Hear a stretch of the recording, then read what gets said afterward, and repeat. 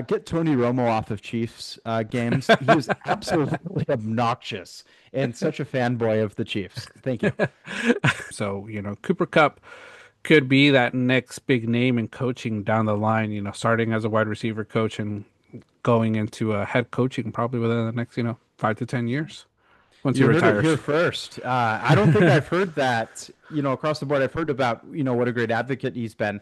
Drake May, good performance at the end of the game. Started off slow, but he just refuses to throw for 300 yards. I don't think he hasn't done it yet. I don't He think got he up to has. 294, which Trevor Lawrence was only Trent Baalke would give that type of contract to Trevor Lawrence because I don't I don't know what it is with Trevor Lawrence. I don't think he's that good.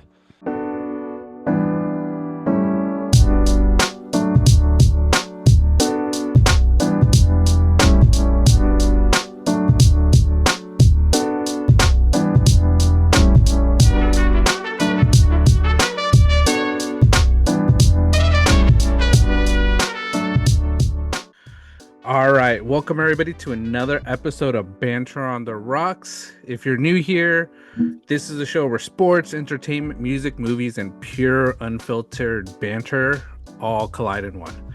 And if you've been rocking with us since season one, thank you. Your support is the reason we continue doing this podcast. It's growing, and we're always breaking into these top conversations in culture and entertainment. So we're back, we're leveled up, and we're ready to jump into another jam-packed episode with good takes, laughs, and everything happening in the world right now. So settle in. Got Tim here, myself, John, and today's Monday, November 24th. Thanksgiving week, so busy week for a lot of people getting holiday ready. And on today's show, we're going to discuss, as always, our banter takes, do our NFL recap. We will talk a little bit about Phoenix Fest, some pixel gaming, and then a quick little Thanksgiving activity with holidays right around the corner and much, much more that come up. So to get started, as always, we start with our banter drinks. These are drinks we drink on the pod. And today, doing something a little different. Today, I'm doing a beer. This is a Japanese lager from Harland Brewing. Was at, or was it Trader Joe's this week? Just doing some shopping, getting ready for the week. And I saw this and looked interesting. Never tried it. Never tried this brewing company. My second one had one yesterday, and so far I'm enjoying it. It's a nice little beer to have with your meals. Very nice. I like it. Is that Yeah. one of the single cans that you can buy from Trader Joe's? No, this was a 4 pack. Oh, very Yeah. good. Perfect. Really diving in. I like that. Yeah. Because I think sometimes they do the single cans there, Yeah. right? If They I'm not they had a lot mistaken. of they had a lot of single cans, but I think I've had a majority of them. So I was Yeah. like, I was trying something new. Like I said, a lot of the old stuff, or I don't want to call it like old stuff. All the stuff I've already had is always good. Mhm. So, but just wanted to do something different. Love that. That's perfect. Yeah. And we did not plan this, everybody, but I too am having a beer this evening, diving into a IPA, Cali Day by Tarantula Hill Brewing, local to the 805 Thousand Oaks to Hmm. be specific. They have a great setup there. It's a beautiful, kind of just, I guess, open bar, Yeah. across the board. It's a beautiful setting over there. But yeah, I really like to, whenever I went down to LA, dropped off the wife, kiddos, for the Thanksgiving holiday, I go back in a couple days. But whenever I'm there, I always like getting Hmm. some local brews because I feel like SoCal has so many good ones that I picked up a couple packs of variety and wanted to try a few out. So brought them back home, and yeah, this is my first time trying this Cali Day Okay. IPA. Have not tried it at their brew. Um, Okay. At the brewery. um, yeah, Yeah. but yeah, no, it's really good. I like it. Good. Yeah. No, Tarantula Hill has a lot of great beers, and they're blowing up because, like I said, I think I mentioned it it's probably like close to a year ago, but I went to the Hollywood Bowl and they had their liquid candy IPA. It's great. So if you make it a Hollywood, the Hollywood Bowl, that means you're doing something good with your beer. That's right. Yeah, no, quite the venue to be in. Yeah. So we'll move forward and we always start with our banter takes. These are takes that I shared with Tim, Tim shares with me that we haven't seen before, and we're just going to defend them, discuss them, sometimes banter, and just let chaos unfold for some of them. Some are bold, some are outrageous, but all are guaranteed to stir the pot and stir a great conversation. And as always, with all our episodes, recordings, we're also going live on TikTok. So if you always want to join us, Mondays are our usual live days. Today, I will say we're a little bit earlier than normal, so those probably, waiting until 9 p.m. haven't might not see us, or just jump in halfway through. But yeah, so logging on to live, I'm gonna invite Tim. It'll be good. Get an earlier crowd, to Mhm. the live, mix it up a little bit, and maybe not have to go straight to bed after we finish this, John. Yeah, maybe, Yeah. maybe. But I will send you over your hot take now. Okay. Got that all prepped. Let's see. Doo-doo-doo. So the Exorcism franchise is going for a last-ditch effort to save itself by choosing A-list actress Scarlett Johansson to star in the upcoming film.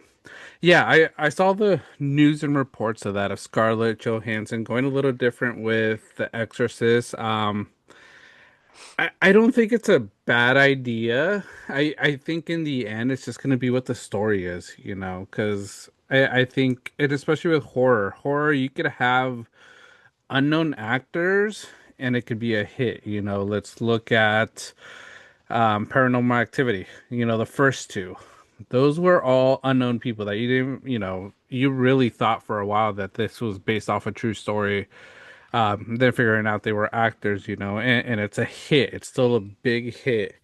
So I think with the horror franchise, it could be a good one because everybody wants to see Scarlett Johansson. It's also depending on what her character is. Do you know if she's gonna be like the one possessed him? Has it mentioned that, or it's just saying I believe she is. I believe she's going to okay, be the star of the the star? film. Okay. So I think it's gonna be really good. Um, a good change, and like I said, it doesn't hurt, bringing on those big stars to this type of film. Because the Exorcism franchise, I won't say they have taken hits, but there haven't been anything to really match to original Exorcism. I think the last one that I would say I enjoyed, and I don't know if you saw it, Tim, was that The Exorcism of Emily Rose. This was like I don't think so. 20, 2013, 14 maybe. But that one was a pretty freaky. All the other ones were not too well. Story wasn't as great. So I'm very curious where this one's gonna go. But yeah, I saw a little alert that Scarlett Joe was gonna do something different and go into this horror, you know, movie, which I I think it's a good change, see if she could get into the horror, genre, because we've talked about it. Horror is making a comeback. A lot of people are watching horror movies. Horror movies are gonna, I don't think this year, but maybe in the future, horror will be Oscar nominated. Yeah, that's certainly both of our hopes. I feel like on this Uh, podcast, we're both huge fans of it. We talk frequently about, different horror films, scary movie vibes. And I think that this is going to be a good kind of like transition mhm, into trying to maybe get some more A-list actors and actresses involved in the horror setting. I feel like we don't see it enough. I feel like the horror genre oftentimes is set with like up and coming actors mhm, or, unknown actors. You brought up the example of the Paranormal Activity, where, mhm, we didn't really know any of those characters, but it worked. It was mhm, perfect for that. And somebody like Scarlett Johansson, I know that from, my brief reading about this upcoming film and their selection of her, there was some iffiness to it saying like, oh, it's maybe kind of a cash grab for her going to a different genre, trying mhm. something new. It sounds like a lot of Jurassic Park fans that weren't pleased with her performance in that. But quite frankly, she was phenomenal in the Marvel series, Mhm, and she has just such a long list of films that she was really very good in. And I mhm. think that this would it's a great choice in my opinion. I think that it'll set the scene really well. Mm. It's evidently not going to be anything like the original. It's Hmm. not going to be like the most recent film. I believe it was The Ritual, starring Okay. Al Pacino. I didn't even hear much about that film. Yeah. But they're definitely supposedly this Hmm. is its own film, so that's pretty cool. And I think maybe the direction to go because The Ritual really did not do very well. Yeah. And in a lot of these remakes of the original Exorcism haven't done as good as, for example, like The Conjuring or Insidious, have Hmm. done, making sequels. So, um, yeah, I honestly get A-listers involved. Just don't make them comedians. I feel like if you get comedians, it's gonna feel too much like, Scary Movie, and it's just Yeah. nobody's gonna take it serious. But I Yeah. feel like Scarlett Johansson has had far, enough Hmm. serious films that, I think that she's going to be a great cast for this. And the director of this film, I believe, is, the director who made like the movie Ouija, if I'm not mistaken. Okay. Um, I have to do a Which little bit was more look into it. a bit of a freaky movie, the Ouija board Agreed. one. Yeah, I saw that one. Like I said, not the best movie, but did have its moments. So, I could see a lot of it. Scarlett Johansson, honestly, great actress. Like you could hate her, you could love her, you could hate her performances in recent movies, but has always had a lot of range, and I think she could do really well in horror, that type of genre. Because you mentioned it, don't put some comedians or some actors in comedies because it just doesn't work out too well. They're not really naturally funny. Um, and like I say, there's some people maybe you don't put too much in horror. Maybe someone like a Will Ferrell could probably struggle a little bit in a very serious horror movie, because we're so used to his comedy. But I bet you so many people would go watch it because it's Will Ferrell, and there's a lot of Will Ferrell fans that are dedicated to him, and it's sort of like what we discussed last week with gaming and people going out because these are games that they always watch. There's a lot of Scarlett Johansson fans that have liked her early work that still support her and go watch her movies. Those people are going to go watch this movie. And like I say, if you could become a hit the way horror has been nowadays, it's cash grab for Scarlett Johansson. More probably horror movies down the line that are going to give her more money, and like I said, it just brings horror into the main spotlight, of movies and filmmaking. Because, like I say, it's really good. I'm happy about it. Like I say, horror. I would say the only horror type movie that was sort of nominated, and I don't know if I would call it horror though, was a Parasite. I don't know if you ever saw that one. The It's about the sickness, right? The illness that, swept the globe, if I'm not mistaken, or No, no? this Okay. is the Korean. I think it's Korean made. Where it was like a people working at a home, sort of taking over their life, almost like a parasite. Oh, Um, Bujong something I think was the director. But like I said, that's probably the closest to horror that I think has been nominated. This year, there could be another nomination. I'm curious to see if it will be Frankenstein. okay. Yeah. Did you see that one on Netflix? Guillermo I del haven't. Toro's. I've seen like TikToks of it though, Hmm. like the with the actors that are involved in the Yeah. making of it. Yeah, it was a pretty good movie. Like I say, I don't know if I'd consider it horror, but when you think of Frankenstein, you think of horror. You think of like the old Frankenstein, um, and that. So, we'll like I say, horror's making a comeback. These scary type movies are making a comeback, and having A-listers will not hurt it. You know, like I say, Sinister, always a good one. You know, Classic. they're all so good, all the Conjuring movies, the main Ed and Lorraine, they're big actors, and I think that movie really helped them get up, into Hollywood. Absolutely. Yeah. A lot of people wouldn't even know their story without, those films too. And, Hmm. it brought prominence through, I guess, probably exaggerated real life Hmm. experiences, but I think it's really cool to, even try to correlate the two. And yeah, so looking into it, Mike Flanagan is the director. Okay. He did direct films of like Oculus, Absentia, Ouija.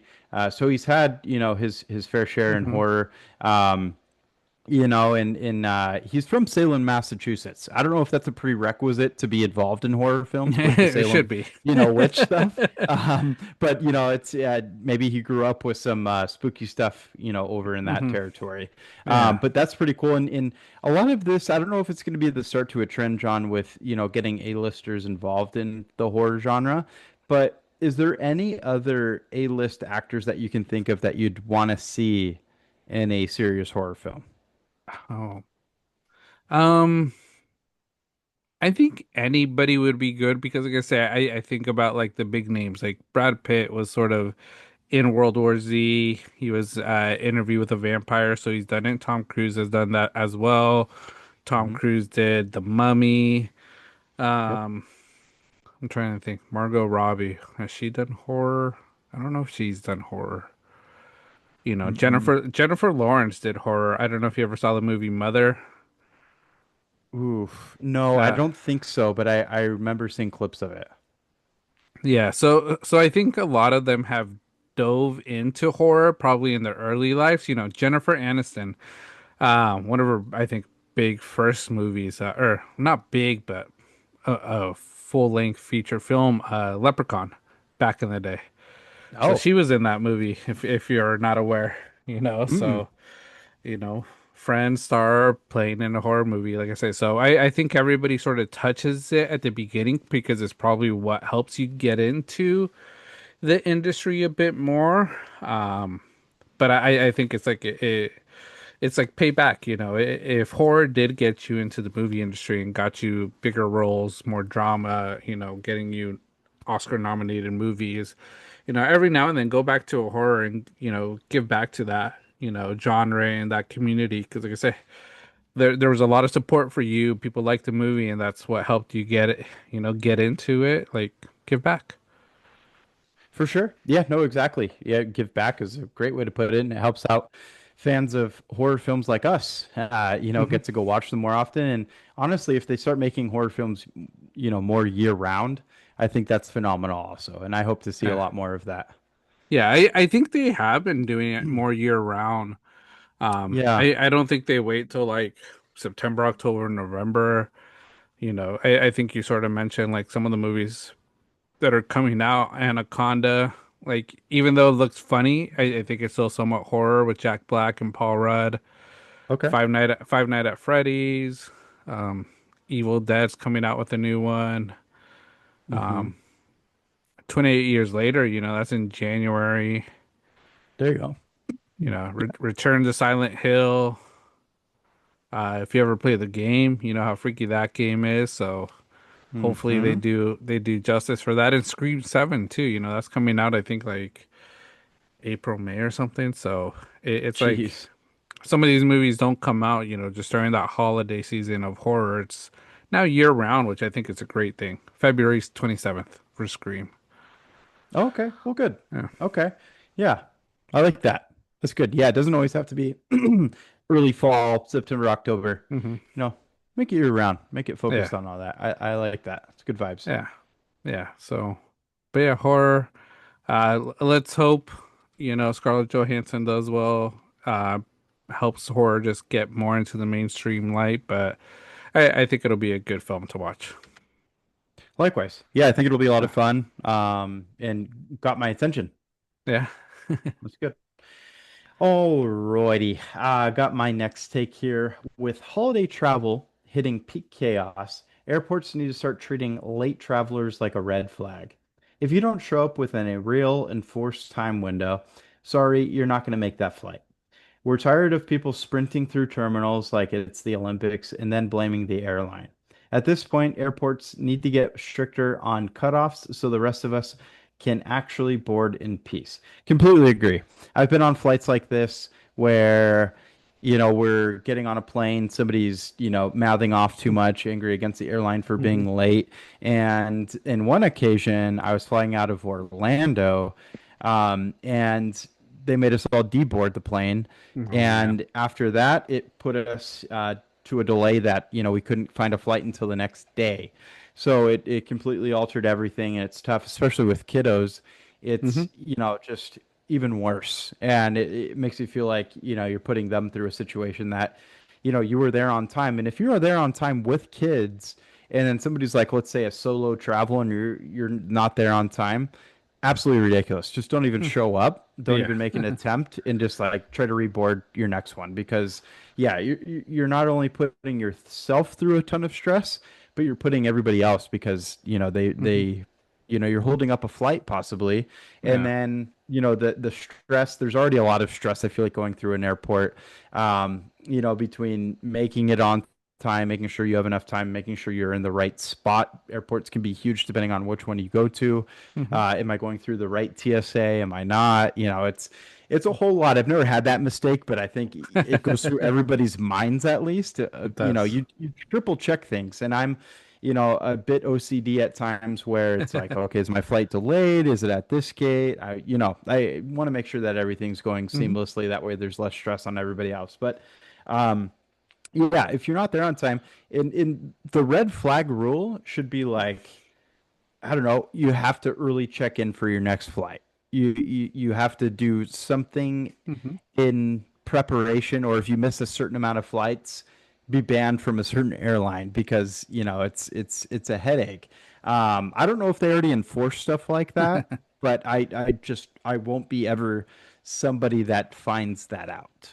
Yeah. Yeah, no, it's crazy because I don't think they have an enforced rule. I think they recommend showing up like 2 hours before, whatever it is before. But like the reason I gave you this take is because I've been seeing a lot of TikToks of the holiday travel, and like I think it happens at some of the big airports, but I think it's every airport where they're trying to get there and people are just getting out of their cars and walking all the way to the terminals because traffic is so bad. It's at a gridlock. Hmm. And I think that happens not just because a lot of people are traveling. I think because there's a lot of late travelers that are causing delays, you know. People that should have been there an hour before are there, and it's just causing this turtle, you know, this just spot where people can't get through, and it's just unbearable because I think it just sucks, and especially like you say during the holidays, if it's a holiday plane you're missing, it's gonna make your holiday even worse, and you're gonna get pissed. You know, if you're traveling with kids, it's something you don't want to put your kids through, and it's like you shouldn't be putting every other person on the plane through just because you're late, you're not caring, you're so nonchalant about it. Um, I think it's crazy, you know. Every time I see people sprinting through the airport, I'm just like, you guys are dumb. Like, Hmm. really, just show up early. Like, you know, what is that extra hour gonna do of you sleeping or being at home? Like nothing. Like I said, just be there early and make it simple for yourself. Absolutely right. Yeah, no, and that is a big reason that, with mixed with just the crowds at airports right now, this is the time of year where like illnesses start upticking, seasonal Hmm. colds, stomach flu, flu bugs in general. Like, hard pass on all of that, Yeah. quite frankly. And especially when you have kiddos, you don't want to pass it along to them or them pass it along to you. Hmm. Um, it's just too much of a headache. So, like most frequently, we're going from NorCal to SoCal, and, Hmm. so forth. And that's why we just kind of elect to drive. I'd Yeah. rather be stuck in traffic in my own vehicle in my own confined space than be, stuck in a gridlock airport, surrounded Yeah. by, a ton of people to get on a plane that arrives in an airport that's also very busy. And, you know, also the unexpected of, delays where, it's delays of people being late. It's delays Hmm. of, heavy air traffic, delays of weather. Of course, this time of year is a really big deal. And Hmm. then, if you can't make it to a certain destination, then it's like, man, you have to choose alternate plans. So, Hmm. it can be a huge headache. Luckily, everybody, within the family is pretty close by. Yeah. It doesn't require cross-country travel, which is great. But, hey, if you're traveling this time of year, certainly arrive early, or else you're going to Yeah. end up like Home Alone and maybe even leave your kid. Yeah, Don't leave your you kid. could. You never know. You never know. But yeah, you know, I think during this time of year, like airports and our airlines should sort of have like a limit. Like if you're not there checking in to the front gate, or going through TSA by like 2 hours before, like you're just not going to get on your plane. Your ticket's going to get canceled. You have to find a new route just because it's going to cause a headache for everybody else. People are going to get mad, but it's like that's how you sort of just get people there.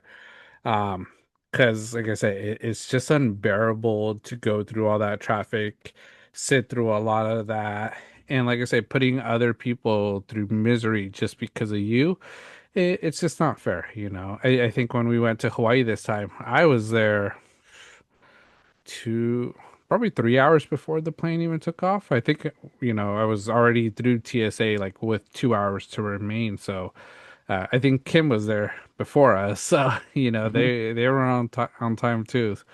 So, and who knows? It could just be our Hispanic thing because, us Hispanics, we show up probably a day before and just wait there. No, that's the exact same way we are. For the Hawaii trip, our flight, I think, left at 7. I think boarding was at like 6:15. We left our home at like 4 a.m. on the dot. Mhm. Took about 50 minutes to get there. We had about an hour to spare, but TSA was like 5 minutes at that point. Hmm. Yeah.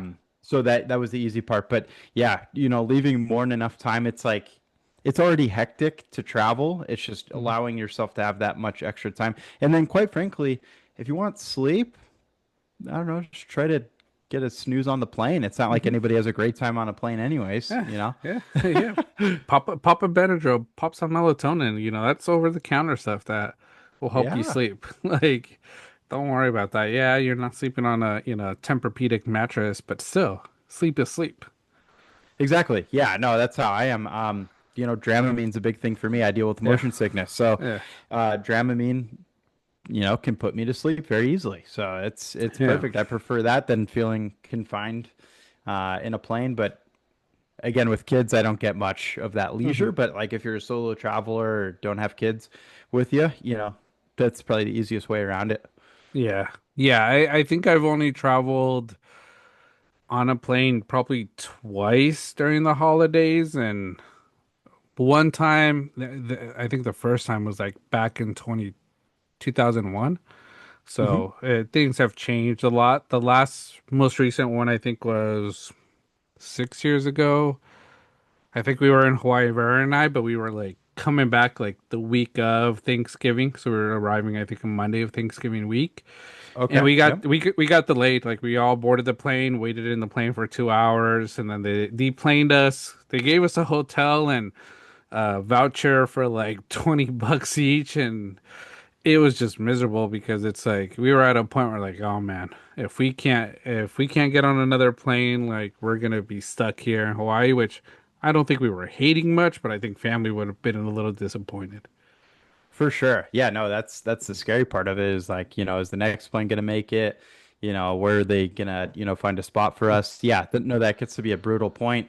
Mhm. Like I said, I dealt with that in Orlando, the same exact thing.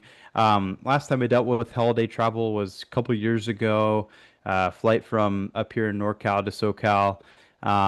Yeah, the airport was madhouse. Like it Yeah. was just, I was flying alone because Jen and the kiddos were already down south, but man, it was brutal. I just that's not the vibe. I'd rather just drive both ways and put all the Hmm. miles in, and Yeah. it's just easier. Go at your own pace kind of vibe. Hmm. Um, that, and then um, yeah, it's too hectic. Like Hmm. it's just such a hard pass with being that stressed. Yeah. Yeah, no, yeah, for sure. It's too stressful for me. Like I say, holidays. I've learned I just like to stay close to home. Like the other thing with holidays, it's like people going to like major theme parks because I saw pictures of Disneyland today. Ooh, Lines are ridiculous. I'm like, I bet. no, thank you. And I get, people visiting, they want to do it. People that live here, why do you like? Yes, you want to go to see the decorations, but like, man, it's not for me anymore. Yeah, no, for sure. Yeah, especially Disneyland. It's like they fill that place what feels like beyond capacity. Like you can't even walk sometimes. Like I've been Hmm. there during 4th of July fireworks and that was horrific. It's like There's no spot to wait. Hmm. It's hot. You've been outside all day. You're waiting in a certain spot to, Yeah. at least have a decent shot at watching them. Holidays, same exact thing. But just cold. Yeah, and Hmm. the decorations don't really change. You've seen it once. You kind of seen it every year. It's all Yeah. tradition over there. It's still really cool, of course, but yeah, it's got to be a unique occasion to want to go. Yeah. During those times, it's great for kids. They have a Yeah. lot of fun, but at the same time, us adults trying to function and walk through there, especially with a stroller. Ooh, Yeah, yeah, you're tearing some people's ACLs. dude, yeah, dude, my Achilles getting all torn up by wheelchairs behind me. Yeah, Man, yeah, no, it.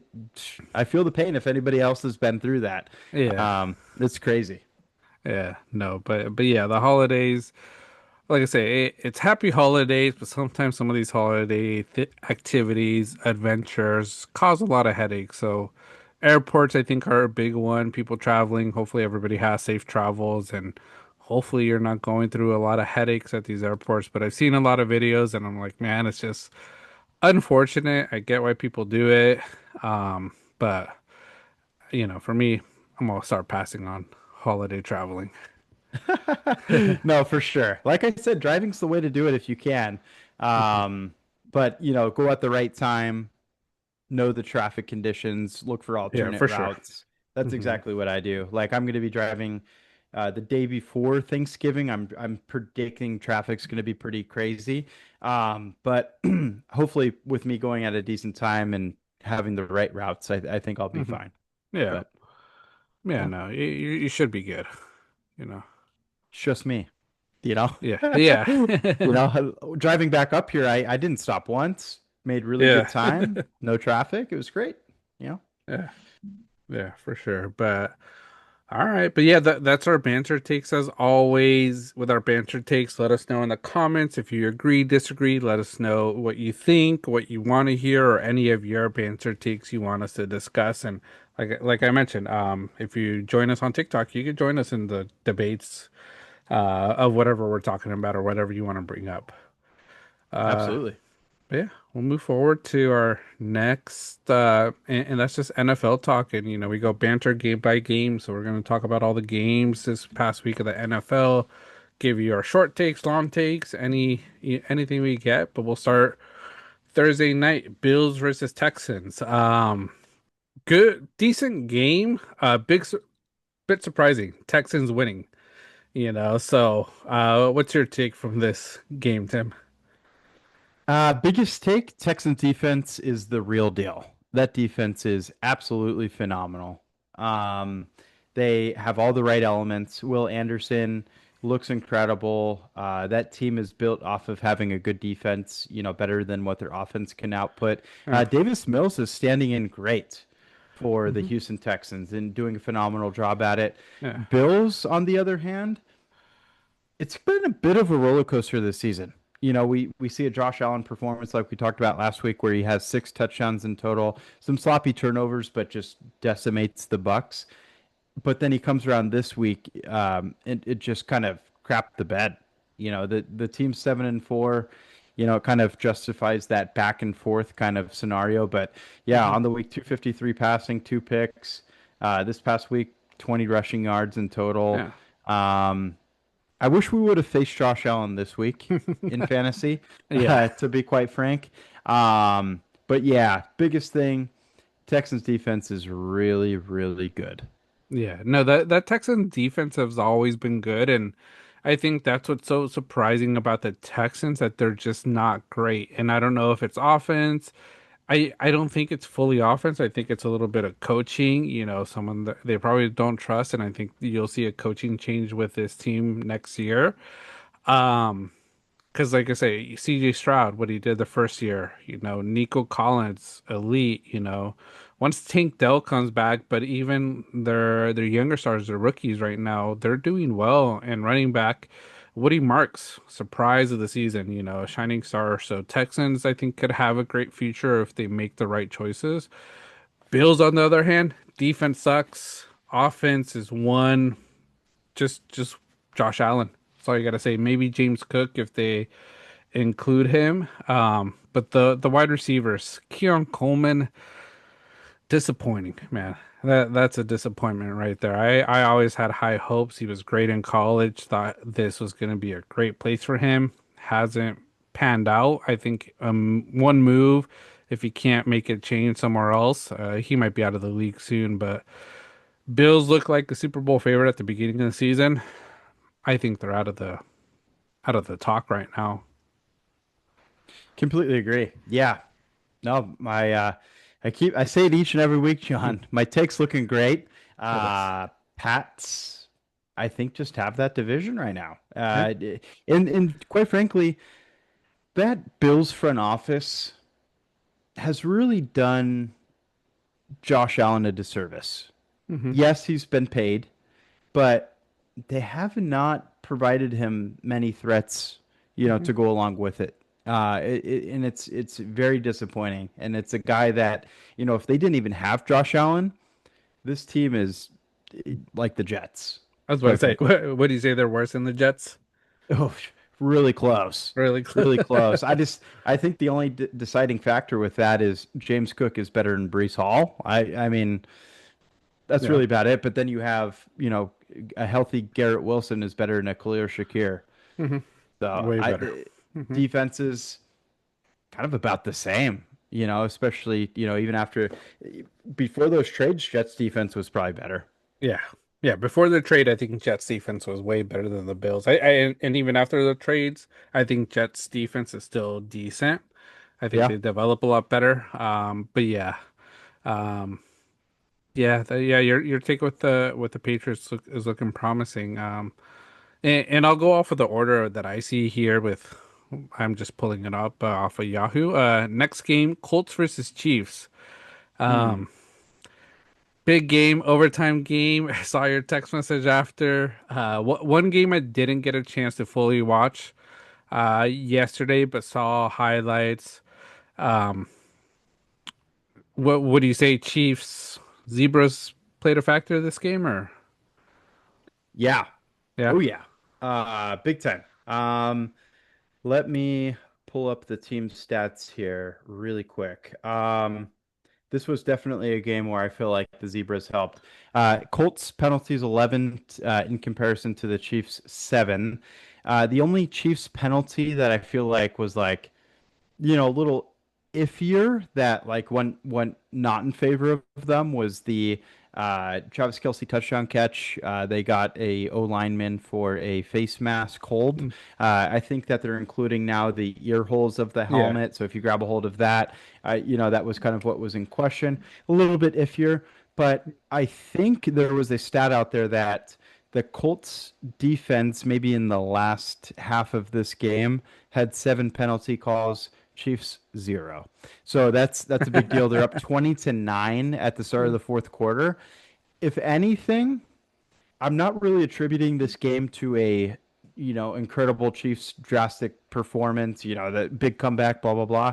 I'm including it more with the Colts crap the bed. And this was a big choke Hmm. job by them. They had some terrible drives to end the game. Daniel Jones, big letdown at the end of Hmm. that game. I think he finished the game like 3 of 12 passing, three Yeah. of 15 passing. It was really ugly. And, the Chiefs defense is what truly held them in this game. And they just had time after time the effectiveness to Hmm. stay in it. And, you get the Zebras involved. And of Yeah. course, it's going to look like that too. But yeah, even this is a big number here. Colts first downs 10, Chiefs first downs 33. Oh. It's crazy the game was even as close as it was, but I just the Colts didn't do enough in the second half. They were horrible Yeah. in the second half. Yeah, that's the one thing I saw. Colts struggled second half. They had this clearly in their pocket. They should have won. They should have blown them out probably. They struggled, but I think that's the struggle with the Colts. I think they could be a possible Super Bowl contender. I think they have that team set up to be great, but that's the thing. You have to play great. They don't play great. They're gonna lose games like this. This could be somewhat like a AFC Championship matchup. And you already blew it against the Chiefs. How are you going to do in the playoffs when a majority of your players, this is going to be their first time in the playoffs where the Chiefs have been there year after year? Like it's not a great move. And then with Chiefs, not an elite team. I think this is a mediocre team. Patrick Mahomes, I will still give it to him. He might be one of the great quarterbacks, but I don't think he's elite. I don't think he's at that Tom Brady status yet. Maybe he could get there. We'll see how he gets through the year. Um, but I think it was a sloppy win. They needed it. I think NFL knows they needed it, especially with two of the teams. I think two of the teams in their division were on a bye this week, the Chargers and the Broncos. Hmm. So they needed help to try to catch up. So um, not surprised with Absolutely. the outcome. Unfortunate. I think if the Chiefs would have lost, that could have been their season, huh? Absolutely. Absolutely. They would have had to win out. I think that the differential was of making the playoffs was like something like upper 20s, low 30 percentile Hmm. of them making the playoffs if they would have lost this game. But since they won, I think it's over 50% now.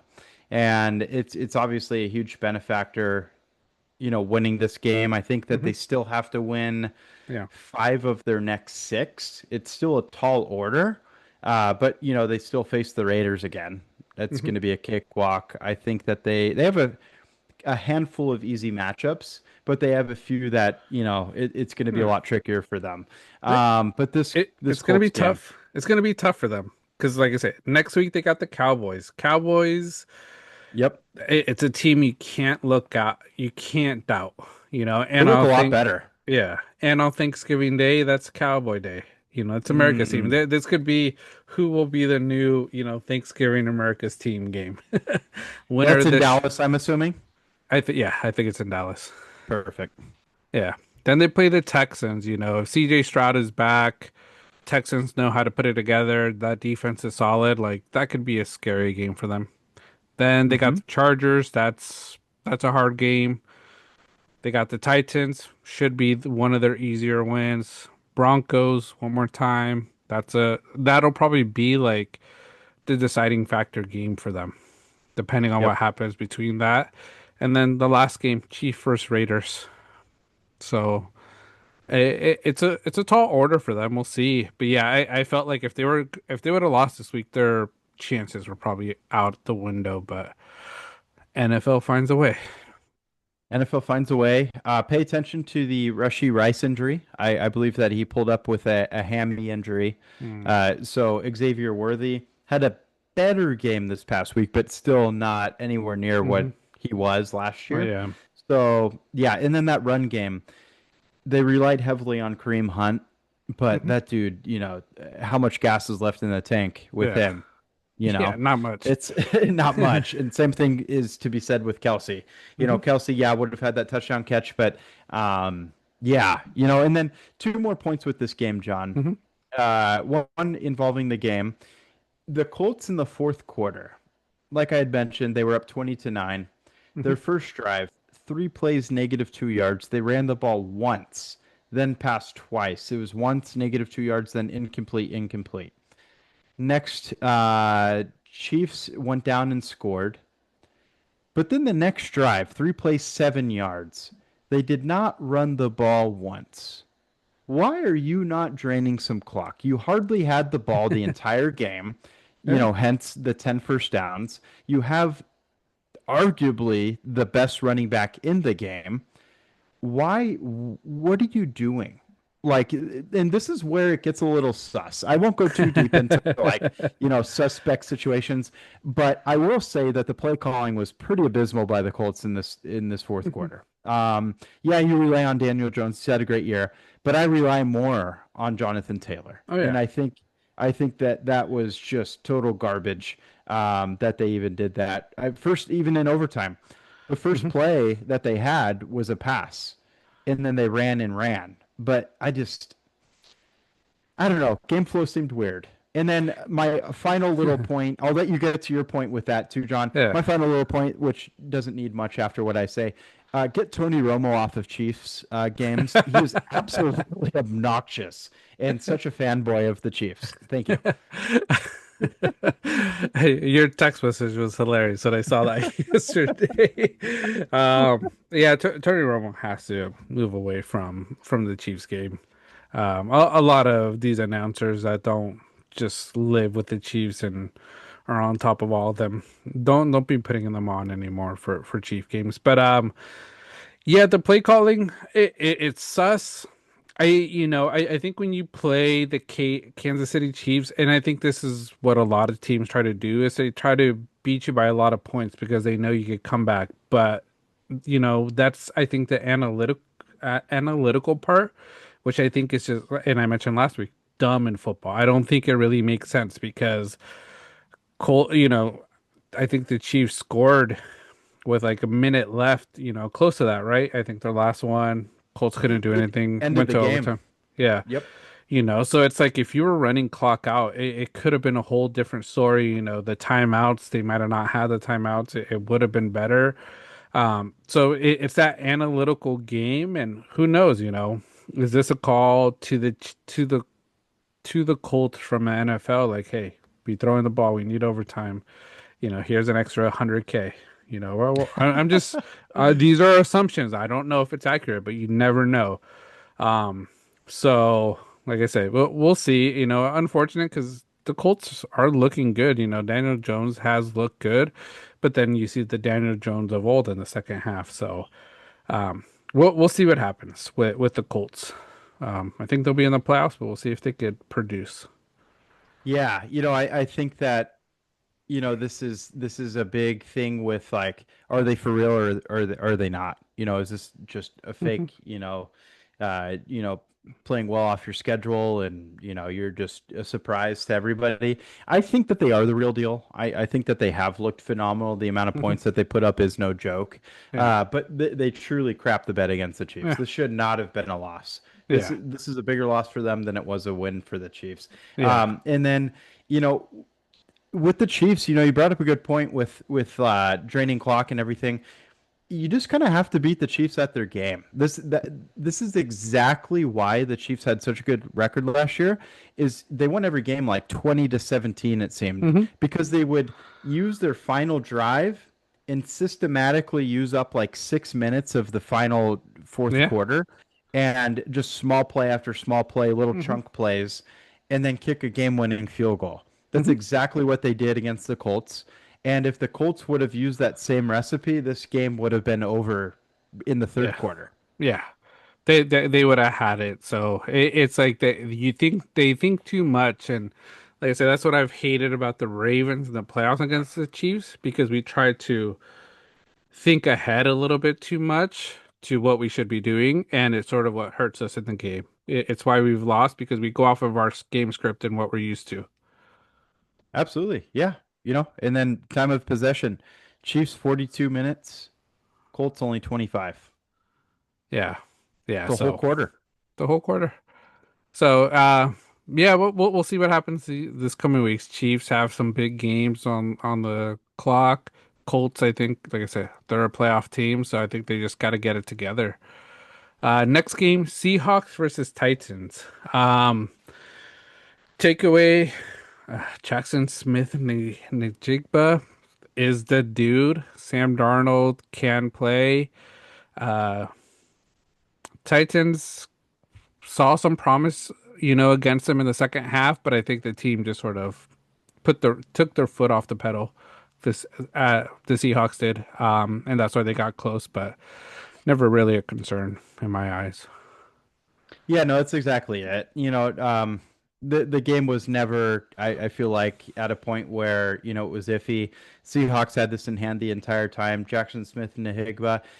already passed the Seahawks receiving record Hmm. in 12 games, which is outrageous because you're going up against, like Steve Largent and, a lot of famous Hmm. wide receivers within that organization.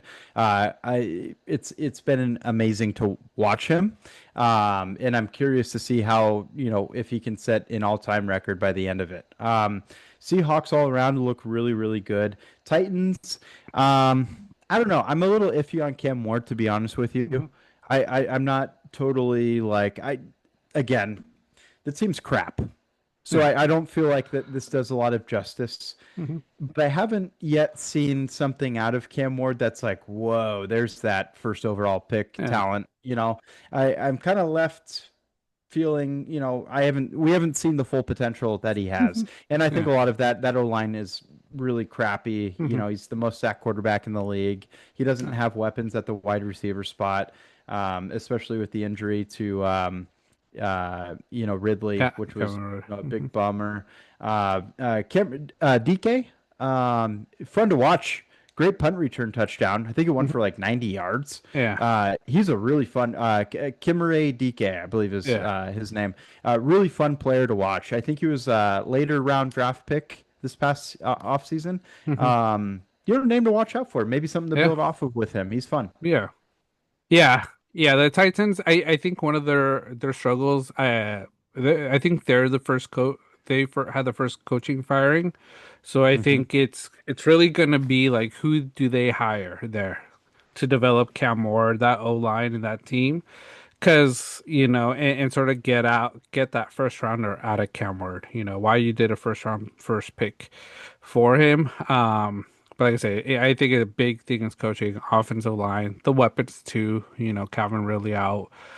So a lot to be seen first year, so you can't really count them out too much. But yeah, Seahawks, like I say, Seahawks look good. They look solid. It's crazy that Jackson Smith could break the record with the last record breaker on the team with Cooper Cup. Yeah. Cooper Cup might either be giving him advice on how to break it or trying to sabotage it. I'm glad you brought that up because I heard a report, and I truly believe this, that Cooper Cup has been a really good player coach Mhm. to Jackson. Yeah. Because Cooper Cup, in my opinion, I'm sure the opinion of a lot of others, is arguably the best wide receiver at getting open, Hmm. of all time. Like he is one of the best route runners. He Hmm. was just always open with the Rams. He's at the point of his career where obviously he's not going to put up some crazy performance with the Seahawks, but you can just tell the difference of Hmm. what Jackson Nahigba was last year in Hmm. comparison to this year. And I think Cooper Cup is a big part of that. Yeah. Yeah, and you could sort of like even bring it back to last year, Cooper Cup helping Puka Nakua because look at what Puka's doing now. Not the same numbers as Jackson Smith because of what that team has altogether, but a player that knows how to get open is always open, 10 plus targets averaging per game. So, Cooper Cup could be that next big name in coaching down the line, starting as a wide receiver coach and going into head coaching probably within the next, 5 to 10 years once he You heard it here retires. first. I don't think I've heard that, across the board. I've heard about, what a great advocate he's been, but that's a phenomenal point, John. I feel Mhm. like he would be a phenomenal coach in this Yeah. league. Yeah. And especially being under McVay, learning how Oh he yeah, coached. Like I said, he has all the skill sets and knowledge from so many people and what he's done that he could be a great coach. So we'll sort of see absolutely. what happens. Next game, Vikings Packers. Um, all I think Oof. all to say is JJ McCarthy. We talked about it last week. People agreed with it. Some people didn't on our post, I think I saw. Yep. Um, Not the guy. They need to switch. Sorry, JJ. I like the kid. Thought he did well in Michigan. They made a mistake drafting him over Bo Nix. Yeah, and Packers still meh because they should have won by a lot more. Completely agree. Defense held them in this game. Mhm. Josh Jacobs was not there. Again, I just don't really see it with Jordan Love.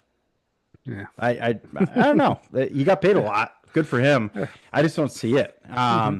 But hey, did what they had to do to win. Hmm. JJ McCarthy, uh, in concussion protocol. I won't dive too much into it, but like he made it through that game. Hmm. I just feel like could that be seen as a soft benching?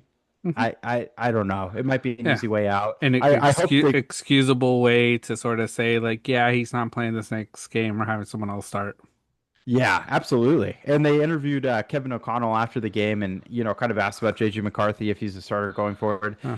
Kevin O'Connell, of course, as any coach would, kind of showed some optimism, but the way he said it, he started with a head shake with the no. Uh, so, body language kind of Yeah. telling. He's not confident in him. I don't think anybody in their right mind is confident in JJ McCarthy at this point. Hmm. It looked terrible. Like last week we mentioned, we didn't see it in college. Hmm. How do we think that's going to transition to the NFL? Yeah. And that's exactly what we're seeing. And I think a lot of our commenters this past week with the clip completely agree. And a lot of interdivisional fans. I think there's a Bears fan commenting a couple different times that was just super stoked that this is going on with the Vikings, and it gives a step up with the Bears. So, Yeah. yeah, JJ is not it. Maybe put in Brosmer, Hmm. and see what he's got. Try something new. Not a playoff team, so why try to win games? Just try to develop right now. So Yep, we'll see what happens. But yeah, that's all I really got to say with that game. same. Um, Next game, Jets versus Ravens. Ravens, my team, came out with a win. Little Hmm. scary first half, but we came back in the second half. I feel like we've always been a team that struggles in the first, always pulls it up in the second. Got to change that though. We need to be a full four-quarter team. Uh, Mid game from Lamar Jackson. Derrick Henry, like I say, also yardage wise, 64. But the one thing I like to see, he's getting the carries. We say for this team to be successful, Derrick Henry needs that like 18 plus carries. Got 2 touchdowns, so breaking records still. Um, Overall, good win. Positive win. For me, just happy we won, and the other teams in our division lost. So, and Jets. Justin Fields isn't the guy. I hate to say it. Uh, I don't know if Justin Fields will be a generational backup moving forward. I think after this year. Um, but Tyrod Taylor, great backup, great support. Yeah, no, Tyler Taylor did a lot of what Justin Fields hasn't, and, Hmm. and that's passing for a lot of yards. A lot of it, yeah. John Mechie, Hmm. good to see him. He's a great talent in college, kind of making, a good performance here, probably the best of his career, honestly. Hmm. AD Mitchell was a really good ad for them in that Sauce Gardner Hmm. trade. He had some big plays, got a lot of targets. Brees Hall, not a ton on the ground, but yeah, did well in the passing game. Alan Lazard, I can't believe he's still playing. Um, but they hung in there. This was kind of an ugly win for the Hmm. Ravens. I have Red Zone. I was strictly audio version of this, Yeah. listening in the car ride back. But I was just surprised to hear how close this game was and how long that was going on. Hmm. Uh, Lamar Jackson just doesn't seem completely healthy right now. And I think that's pretty evident with his Hmm. performance. He's not running the way he used to. But it's good to rely on a guy like Derrick Henry to, rush 21 times, Hmm. get 2 rushing touchdowns. Makes all the difference in the world. Defense clicking in. There was a Kyle Hamilton injury, though, right? And Hmm. what's the status on him? Have you heard anything? I haven't heard anything, but it is concerning because he is our top defender, young player. Mm-hmm. Um, Hope Just he got isn't. paid. Just got paid. So, hoping he's okay because, like I say, it's the one thing with our defense. We've always struggled with injuries every year. We're looking solid. Our defense is finally looking good, and then some injury happens. So haven't heard much updates. I'm always getting the alerts on the Ravens, so hoping he's okay. But it's Monday, so we probably won't hear until tomorrow. For sure. Yeah. Positive side, Ravens, you guys are atop the division now, right? That's I think phenomenal. so. It's crazy to say that. It's so Oh, it is. crazy. Yeah. That's incredible. But we root for two entirely different teams, Sean, but I feel like the stories are very similar. Yeah. Just injuries are what's decimating, our Hmm. incredible teams, each and every year. Yeah. Yeah. No, for sure. Next game, Giants versus the Lions. Great game. Yeah. Very, very fascinating. Very good to watch. Uh, Went into overtime. Lions winning 34-27. Jameis Winston playing amazing. Played great. Uh, what else? Wando Robinson, career game. I think if you played him, he struggled. If you played against Jameer Gibbs, sorry, you Ooh. probably lost. Uh, you know, big night, 15 carries, 219, two touchdowns. Um, and then, not much to take of it. I think really close.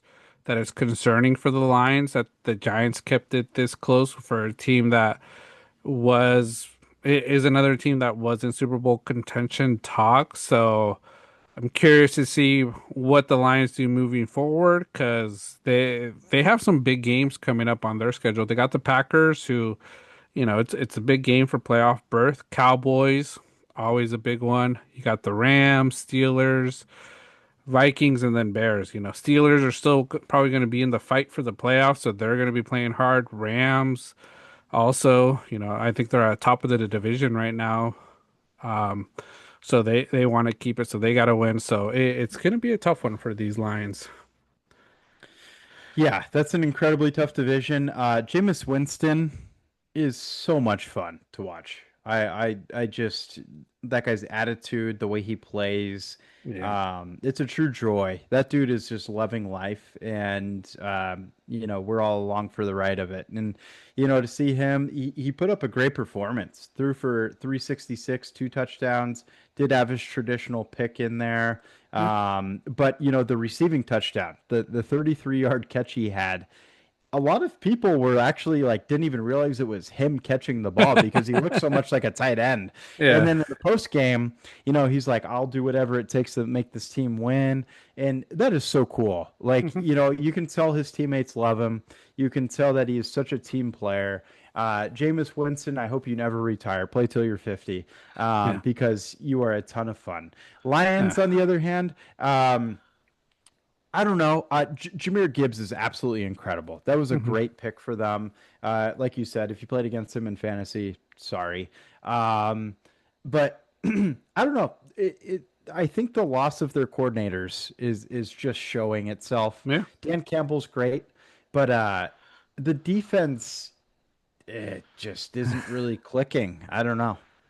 Yeah. No, it's that defense, and that defense last year. I think if they would have stayed healthy, Yep. I think they would have won the Super Bowl. I think they could have won it all. Because they were on a unstoppable track. And they weren't being able to stop. But once their defense one by one started going down, they struggled. Who knows if it's also just trying to recover from those injuries. Those players are still not 100%. But yeah, coordinators I think make a big difference here. Dan Campbell could bite as many kneecaps as he wants, but it's not going to make up for the loss of some of the coordinators. And we can sort of talk about one of the coordinators, Bears Steelers, one of the next games. Bears Oh winning yeah. 31-28, very close game, but one of their offensive coordinator there now, and look at the Bears, the top of the division with Caleb Williams. Pretty good game from Caleb, 239, three touchdowns. Monangia, great guy. I think he might be taking over, and I'll Yep. say I think it's unfortunate for us because I think we're officially out of the Yeah. playoff race for fantasy, and he was going to be a big, big help down the line in the playoffs if we would have snuck in. Um, but like I say, you mentioned it last week. Coordinators really helping the Bears. The way that team follows this coach now, yeah, on top of the division. Who would have thought that, of the Bears this year?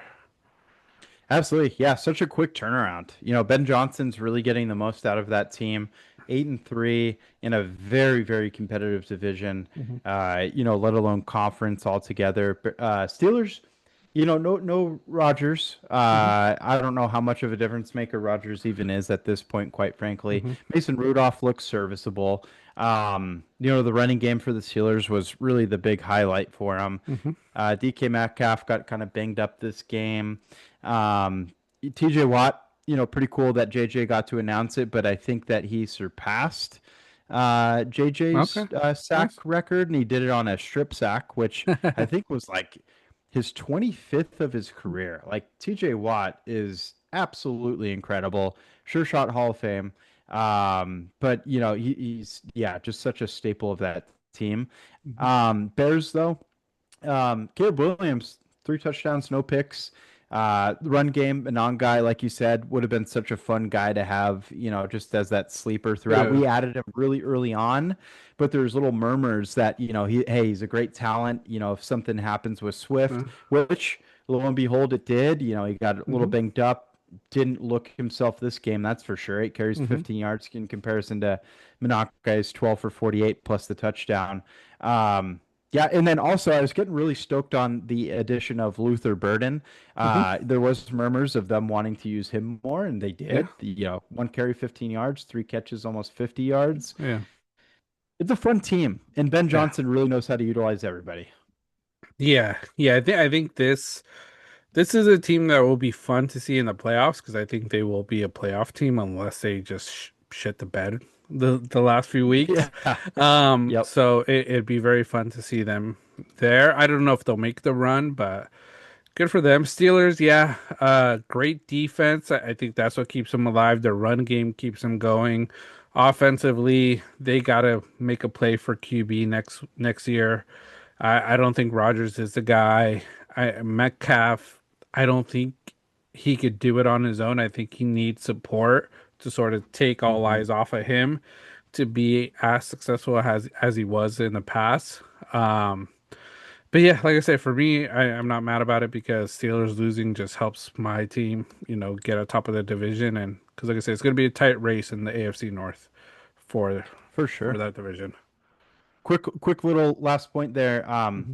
We did preface that DK Metcalf, trade in on and then signing, right?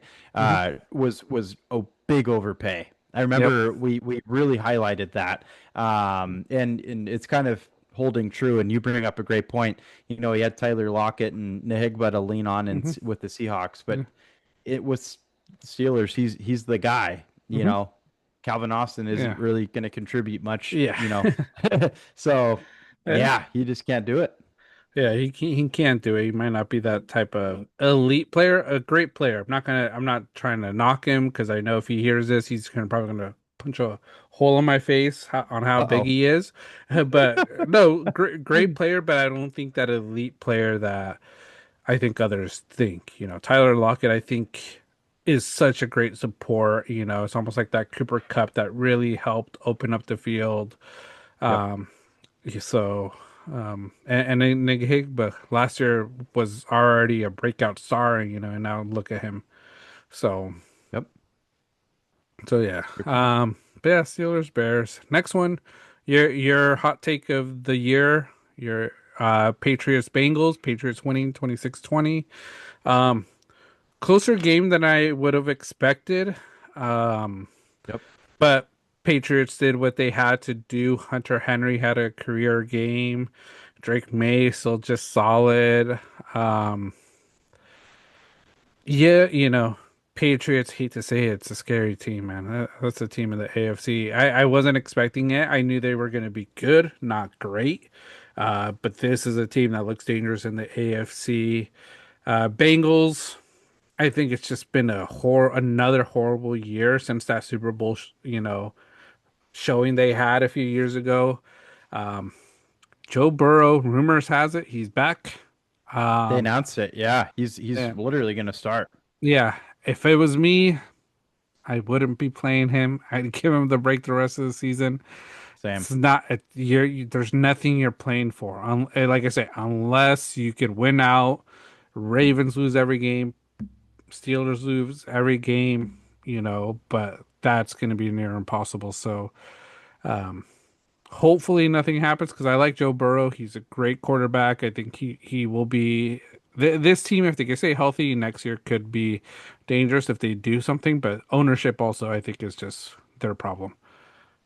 Yeah, and we talked a lot about that preseason wise with, the rookie signing issues that they ran Hmm. into. They always have issues with, re-signing players and, Hmm. putting them on big deals, and they finally did it this last offseason with T. Higgins and Jamar Chase. Hmm. But yeah, in a weird way, Joe Burrow has arguably done just as much proving his worth and value by not playing as he has playing Yeah. for this franchise Yep. altogether because, he's sorely missed. Hmm. There's just no replacement for him.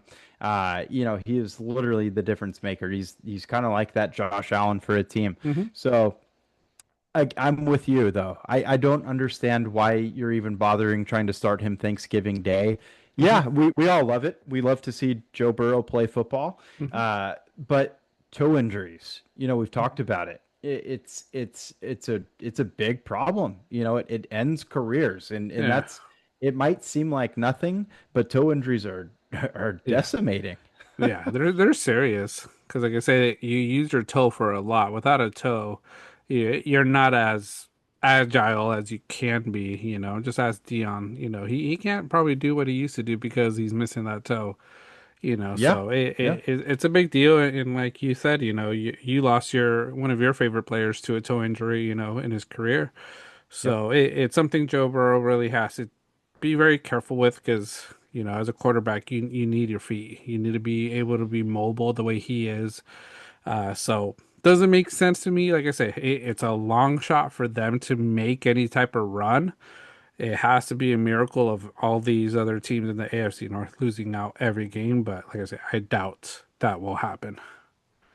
Yeah, and they're just dealing with more injuries. T. Higgins already ruled out with a Mhm. concussion for Thanksgiving's game. Mm. You go up against a Ravens defense that has just gone crazy lately. Mhm. And then Yossi Voss, I know that he's been banged up, and then you're getting Jamar Chase back. But Eh. again, I don't know. It's not worth it. Mhm. Patriots though, Drake May, good performance at the end of the game. Started off slow. But he just refuses to throw for 300 yards. I don't think he hasn't done it yet. I don't He think got he up to has. 294, but not 300. And he's a great deep ball thrower, which is crazy to say. Ah, Travion Henderson has clearly established himself as the lead it's back a tough there. guy. Mhm. Yeah, it's good that Brable's moved on from Stevenson. Mhm. He's more complimentary. He fumbles too much. Yeah. And then, of course, we play against Hunter Henry this past week in fantasy football, and he goes off for 115 and a touchdown. So, Yeah. um, yeah, but Patriots look great. Yeah, great Look team. good. Yeah. Great team. Super Bowl contenders right there. Next game, Browns versus the Raiders. Oh, Good yeah. game to watch just because of Shadur Sanders sighting. Played well. I hear rumors, people saying like, this is why you got him, that he made a statement. I say slow your horses. It's the Raiders. It's the Raiders. I forget where I saw it's like someone said like, "Oh, you just beat like a three-time Super Bowl contender." And I'm like, "Where is that in the Raiders?" I'm like, "Yeah, back in the 90s, Yeah. 80s, but nowadays like no, it's not that same type of team." So, happy to see him play. Played well. He's announced the starter for this next game, so I'm curious to see what he will continue doing. See if he does shut up the haters. But going against the 49ers.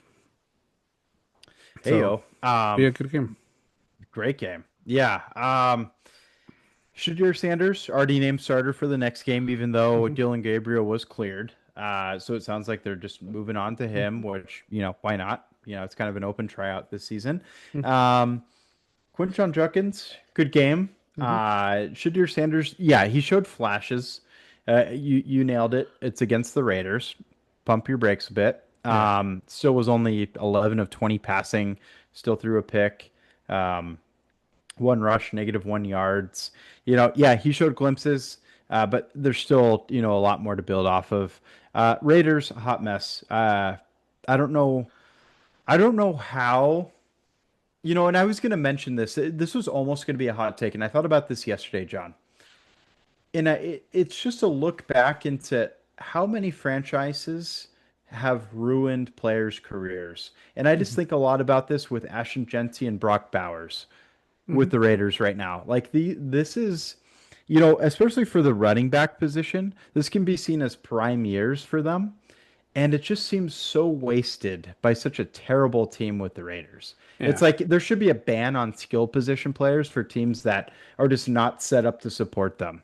Mhm. It just there's the amount of times Ashton Genty is hit in the backfield, he does not stand a chance. Yeah. And what he does, like with all of that pressure, is insane. And it goes to speak, how good of a Oh, player good. he Yeah. is. Yeah. No, it's unfortunate for him, Brock Bowers.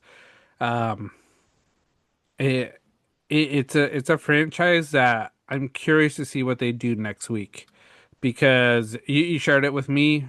Big news: Chip Kelly fired. Hmm. Um, I read a little bit about his comments on it. He said, he understands. To stay in the NFL, you have to win. So he gets the decision. One of the things he said is he really loved Geno Smith, which makes the show why they probably struggled. Geno Smith had a great year last year. I don't think it was amazing, and I don't think he was the right quarterback for this team because, like I say, they have a lot. They have Tyler Lockett, Brock Bowers, Trey Tucker. Beginning of the year, they had um,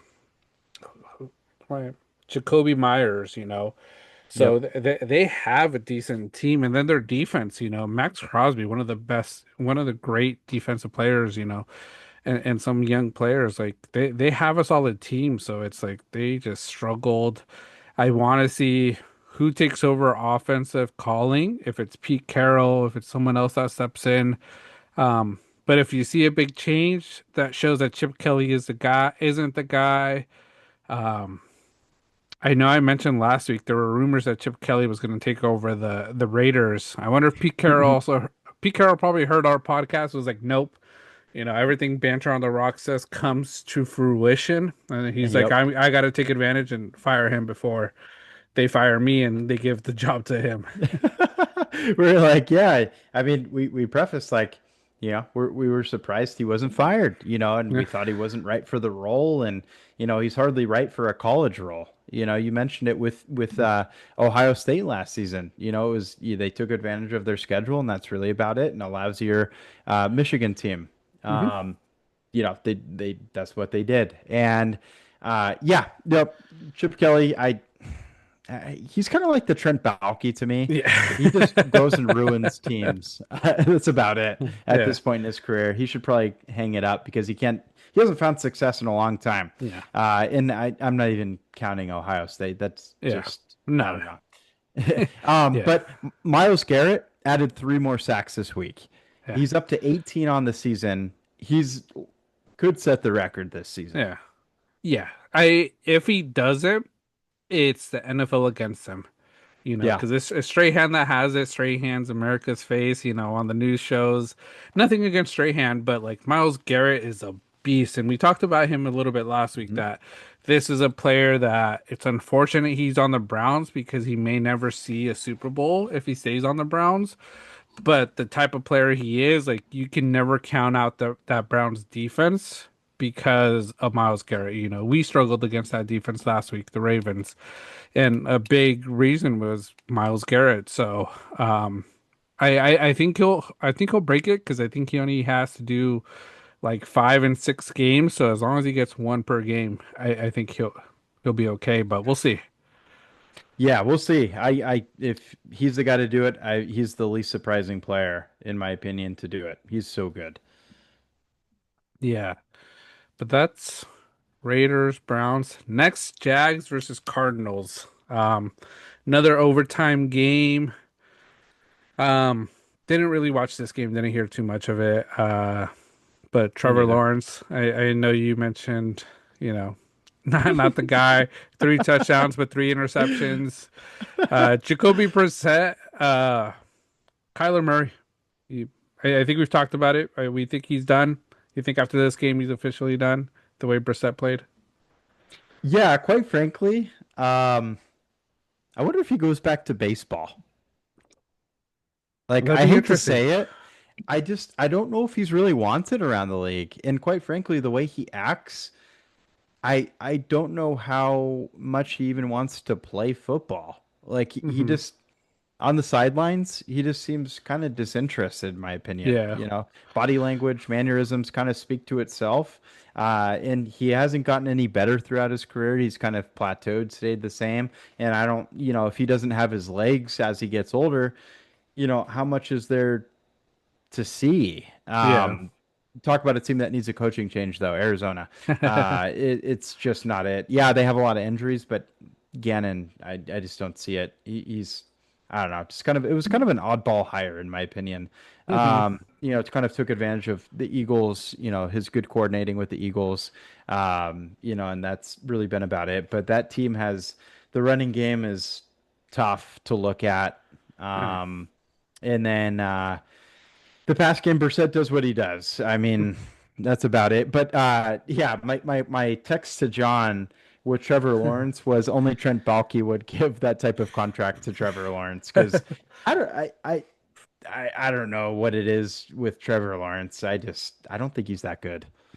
No, he's serviceable, but I don't think he's that superstar, deserves that type of money.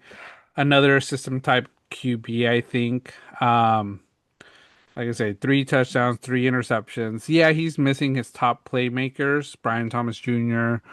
Um, so could be a little bit of a factor, but I'm curious to see. I think you give him 1 more year. After this next year, if he doesn't perform at that superstar level, I think they got to move on from him. Get Mhm. rid of the bulky remains that you have there and start fresh. I completely agree. I think it's time to probably move on. One other thing I was going to mention with the Jacksonville Jaguars, and I would name drop this person if I remembered who quoted it, but it was a former player, and I heard it on the Huh. radio over this past weekend, and they had mentioned in specific with the Jacksonville Jaguars that team chemistry can take a hit when your top paid player is not the best player on the team. And I thought Hmm. that made perfect sense. And we see it decently often, but I feel like that's a picture perfect Yeah. reference to the Jacksonville Hmm. Jaguars. Because, other players that are better than him are going to be like, not take him as serious. Hmm. So, yeah, Yeah. No, I think that makes total sense. When the top player isn't the best player, it hurts that team morale, because it's like they're getting paid all this money and not putting in 100% or even trying their best, or yep, even at that caliber of a superstar player, and it just brings everything else down. So exactly. Yeah. it makes sense.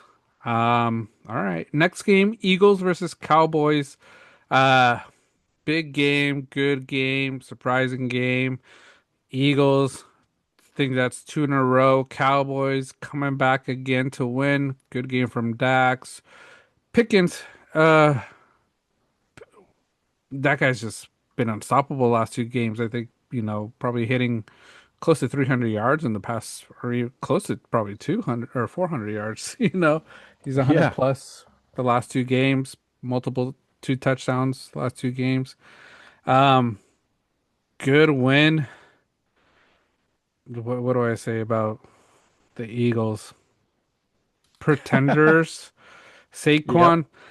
Saquon has to be hurt. Something has to be happening with Saquon. 10 carries, 22 yards against a better defense now with what they did, in the trade deadline, but still not like the dominant defense they've been in the past. So, um, yeah, I don't know what they're doing in Philly. Yeah. I mean, we've been talking about this for a while, John. It just seems like something's up with Saquon. This is not, yeah, there's been injuries to their offensive line, Hmm.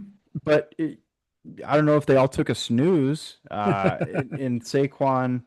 it hasn't been it this year. Like it's just a Hmm. totally different player than it was last year. And as far as AJ Brown goes, it looks like it was going to be the start to an amazing game for him. He ended the game, 8 for 110 with a touchdown.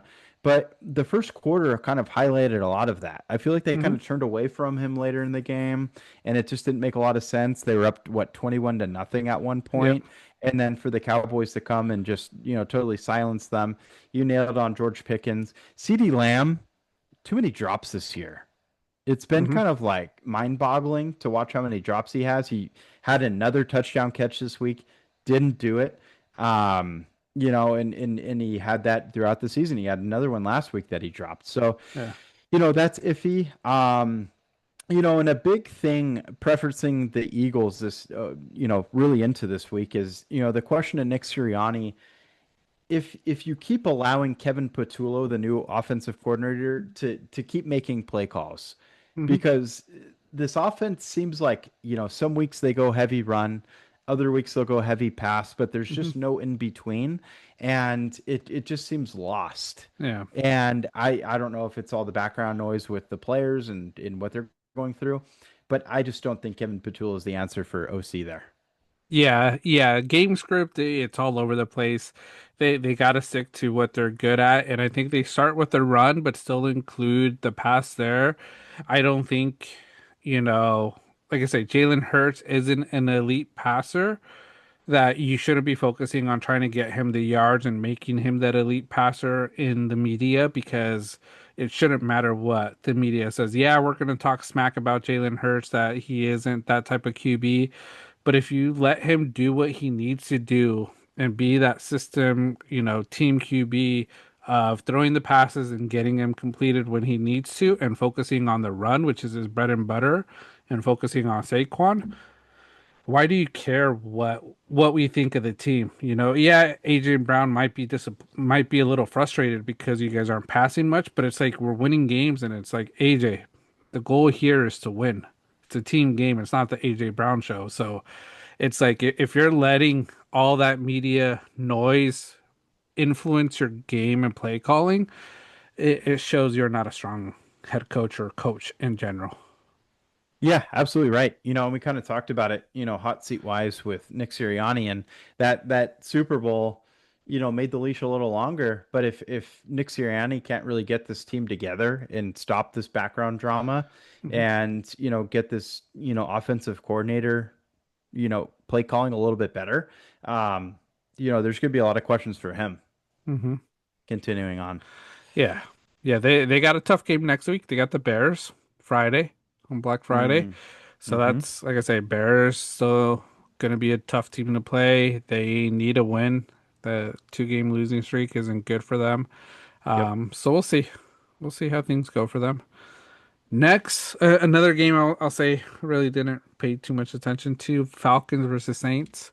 Falcons Yeah. came up with a W. Kirk Cousins, 2 touchdowns, 1 interception. Saints, they just they're just meh garbage. Chris Olave did well. Darnell Mooney finally showed up a Darnell Mooney game. Uh, Bijan's been struggling. I don't know if it's just play calling. They're not feeding him the rock as much. What he was doing the first half of the season, you could say. Um, but yeah, Atlanta focus on next year. See if Penix is the answer. I don't think it might not be. Let's see if you could develop him one more year, but start focusing and thinking about what you get next year. For sure. Yeah, especially with, they're in a winnable division. Make a coaching change though. Hmm. I just it's not that ain't it. Um, yeah, I didn't pay a whole lot of attention to it either. Hmm. Saints, they're not even close. No. It's years before they're back in contention. Yeah. It's a long road ahead for Yeah. them. Yeah. That's the only So way to put it. yeah, but that's Saints Falcons. Next, Rams Bucks. Uh should have been probably a better fought game. Hmm. Baker Mayfield going out with an injury, but Rams doing what the Rams do. talked about it last week and the way they're playing. This is Super Bowl contending Ram team again. The team that I don't think a lot of us probably had in the Super Bowl this year, but they can make that run. They got the pieces, they got the veteran players, so excited to see that. Not I support the Rams because it's a home team now since they moved to Cali. So big fan of them when they don't play my team or play any other team. Bucks for me, I hate that my hot take for the season just is looking worse and worse. I think they just struggled with a lot of injuries. Now the injury to Baker, it's unfortunate. We'll see if he's ready. I heard it might be a sprain. I think it is. Um, but yeah, I think there's a lot of promise with Tampa Bay. Mike Evans coming back in, next year. Godwin, give him off season to recover, just not from an injury, but just recover his body. And Mecca is showing he is the guy that's going to be there for the future. And Sean Tucker had another decent game, not his best game, but great serviceable backup to come back. But yeah, that's what I have for this game. Yeah, this game was incredibly lopsided. I expected a lot more with Baker. I thought he was going to come out and give a great performance against a team that kind of had him as a short-term rental. Hmm. But yeah, no, just, he got banged up. AC joint sprain is what they're Hmm. saying. Don't know how many weeks that's going to be. Luckily, it's his non-throwing arm. But yeah, just got banged up. Sean Tucker, looks good. Seems like he is the back to fill in. Bucky Irving, hearing a lot of mixed messages about that. Hmm. Hearing it's more than just the injury at this point. Hmm. A lot of noise around that. I won't dive too deep into it, but don't know what timetable he has to come back at Hmm. all. Rams, yeah, they got it going. They look really good. They're a super well coached team. That defense is really good. Um, yeah, that NFC West division, man, it's cooking minus the Cardinals. Yeah, it is. It is. So, it'll be good. That one's going to come down to the last few weeks. So, like I say, Rams, they still got to try to win games. So, Chiefs are going to have a hard time with that. Last game today, Panthers 49ers. 49ers came up winning. Um, Esteban's gonna Esteban loves and hates probably some of my takes, but Brock Purdy, horrible game. 22 for Hmm. 32, 193, one touchdown, three interceptions, I think within the first two quarters, if I'm not mistaken. Yeah, first half 3 picks. First half, three picks. Uh, and against a Panthers team, I was talking to Tim or Chris earlier. I was like, this could be a good game because 49ers need to show why they're still a great team after the IU drama that happened during this last week. And then Carolina, they were you could say they were probably still in playoff contention after this loss. It sort of hurts them. Um, but yeah, Brock Purdy, we'll see what he does next week against Cleveland. It's a hard defense that he's gonna face. If do I want to say it yet? Probably not. I won't say it yet, but I want to see if he's worth the money you guys paid him. Hmm. Make it break it time, huh? Yeah, it's a big question. And I'm not going to disagree with, your evaluation of it. I think that, there's, a decent amount to be desired. When he threw his first pick this evening, I was listening to it during my run actually, and they mentioned that it was his fifth pick of the year, and I'm like, damn, 5 picks, he's hardly played. And then on top of that, he throws two more, and then now he's at seven. And this was what his third, fourth start of the year. I think Yeah, I fourth think start of the fourth. year. Hmm. And it's like, man, that's a lot of picks already. And that's going, no interceptions last game even. Um, it was the right time to lean heavily on Christian McCaffrey. He finished the Hmm. game with 31 touches. Hmm. Uh, we're not seeing quite the long play, you know, type plays out of Christian McCaffrey any longer, but the volume is certainly there, and he still is super effective in many facets of the game, and he's fun to watch. Um, but yeah, overall defense played really well.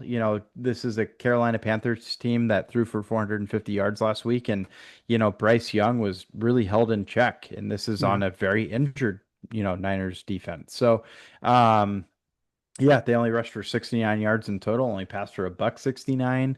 Uh, Picked off Bryce Young twice. Yeah, it was a good Niners win. Mm. We did what we had to do. Somehow we're still 8-4, which remarkable. I do want to touch on the Ayuk thing. We literally this past week, words out of my mouth were what's going on with Ayuk. Yeah. And because originally there's murmurs, week 6 he'll be back and be ready to Mhm. go. And but off season, I did post a meme regarding him, and it just seems like he had a lot more talk than he had backing it up, and it just played true to the entire season. He was evidently skipping out on every single meeting. He wasn't present, probably not communicating very well with how his recovery was going, and clearly voided, the terms of his contract, which is why they were able to get out of it. Mhm. And it frees up a tremendous amount of money in our cap space. And it's music to my ears. Mhm. And it looks incredible because then that means that we can go out and get other players that are deserving of the money and good additions to this team that we really need to help continue to build. I'm thrilled by that. Mhm. And this morning, I heard a local radio broadcaster talk about Ayuk saying, he doesn't understand the criticism with Ayuk. And I was flabbergasted. I wish I could have called into his show because, yeah, he's was great, but as soon as we made it to the Super Bowl in Vegas, we lose. Yeah. They get off the team plane. He starts driving back to the stadium or away from the stadium, and he goes on live, and his significant other, talks about, is this the last time he's going to suit up with the Niners? I just knew like, oh, he's going to be trouble. And then that turned into contract issues. Mhm. And then that turned into him not performing after the contract issues. And that turned into a decimating injury, which is not his fault whatsoever. Yeah. But then it's turned into something where, he's doing a lot of talking. He's doing like a lot of side quests, it seems, Mhm. and just not focused on anything to help the franchise altogether. So it's like, you were paid an incredible amount of money and you did nothing to try to back it up Yeah. and make a cause for it. So what team is truly want to go after him? I mean, I don't see him getting much more than like a minimum right now.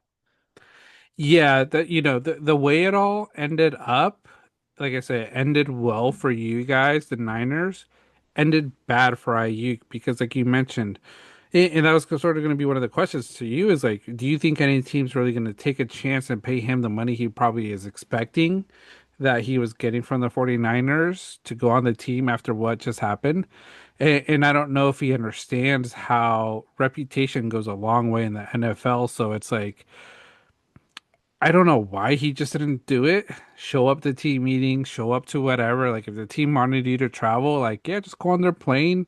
You're not paying for it. You're just hanging out, traveling, eating good, hanging out with a team, being a boy because you got paid X amount of millions, but you don't do it. And I heard somewhere that he could have like tried to fight this, but he's not even trying to fight it. He's like, no, I'm good.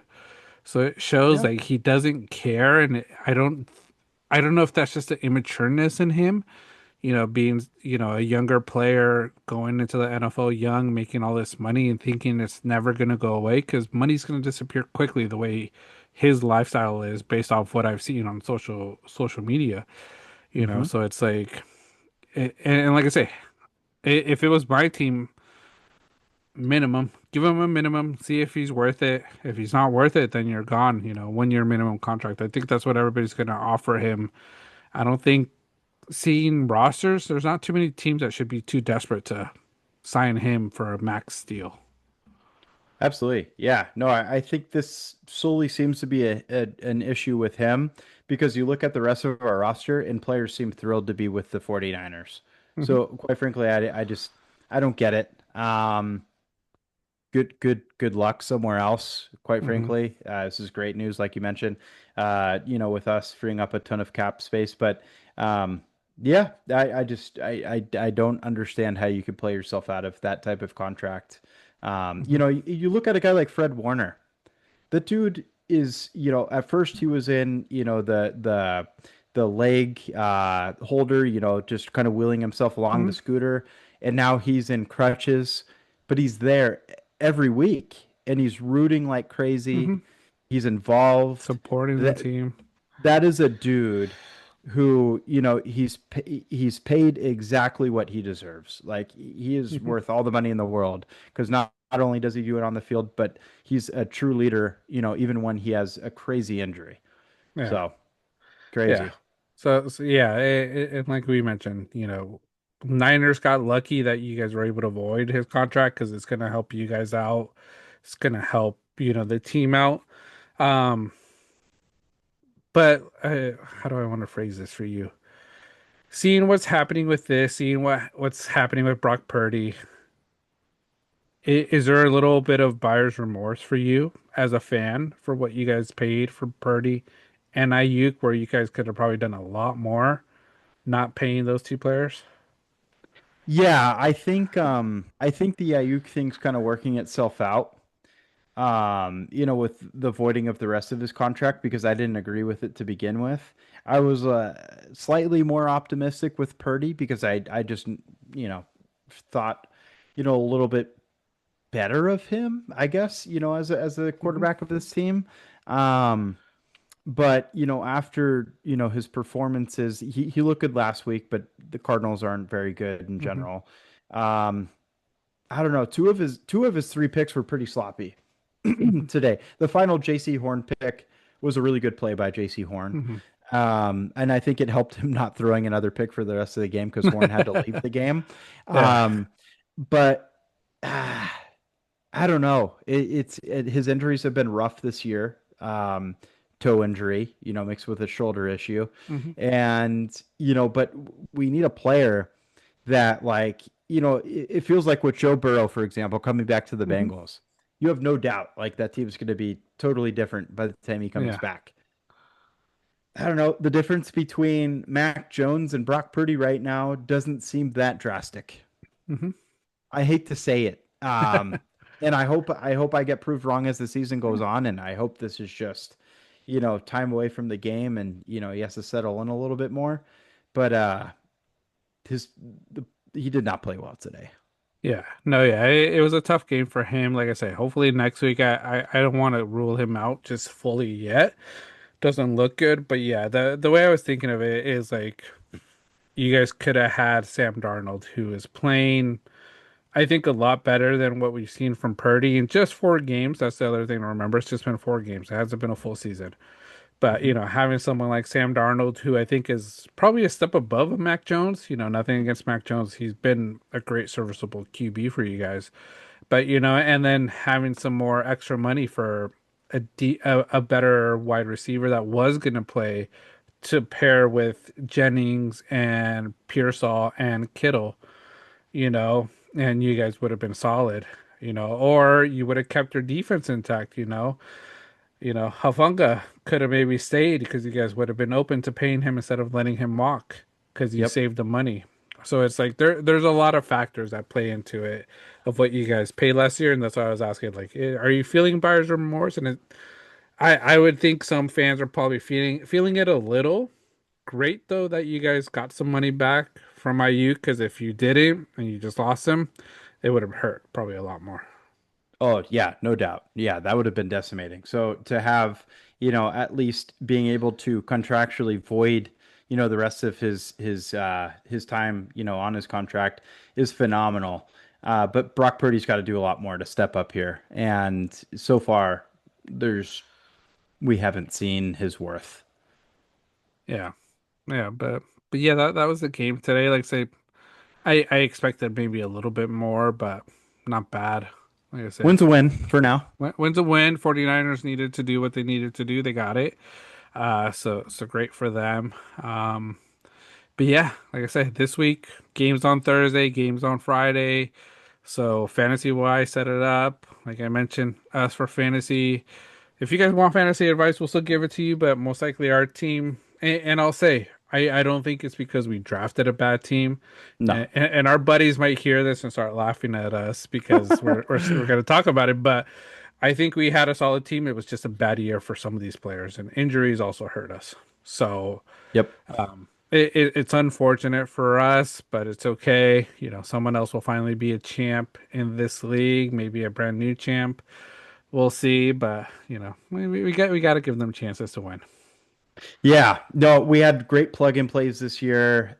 The roster was decimated by injuries too often, Hmm. and it was lopsided years even when they did come back. So, Yeah. yeah, but we tried. It was a valiant effort. We're still not Yeah. in last, which is cool. Yeah. But yeah, just not enough to make the playoffs. Yeah.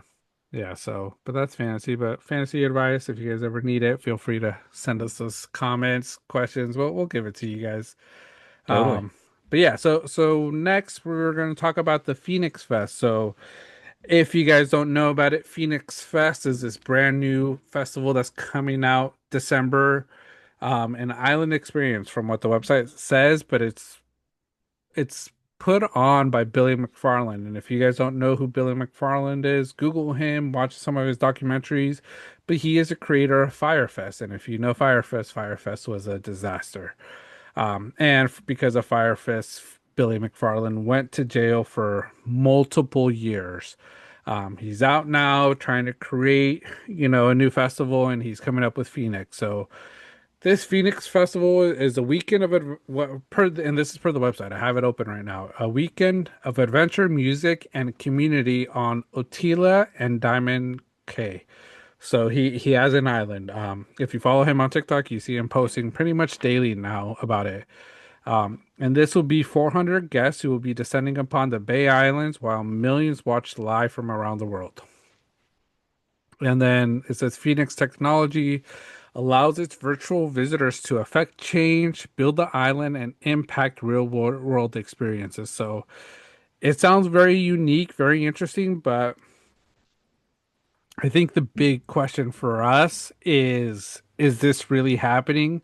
Who is really letting Billy McFarland lead another music festival? Because in the past, his music festivals have already failed. There was a lot of money lost to investors. That's the reason he got sued. And now Billy McFarland's back at it again with Phoenix Fest. I think we mentioned it a few weeks ago. Firefest was actually bought by a company. I know Ryan Reynolds was in the bidding for it. But once McFarland, made that money, probably paid back all that money that he made to those people he owed money, it's starting Phoenix Fest. So went over a little bit about it, Tim. It's in December, so a few weeks from now. Um, and what the website says, 400 guests. That's all that's allowed into this island. So, and then it says, Phoenix Technologies allows its virtual visitors to affect change, build the island, and impact the real world experience. So it's going to be on pay-per-view, so people could join and watch via pay-per-view, which makes absolutely no sense to me. Yeah. So, Raven your house. yes, rave in your house. Um, but they have a small island. The website already shows where the bar is, the main stage. A lot of these things.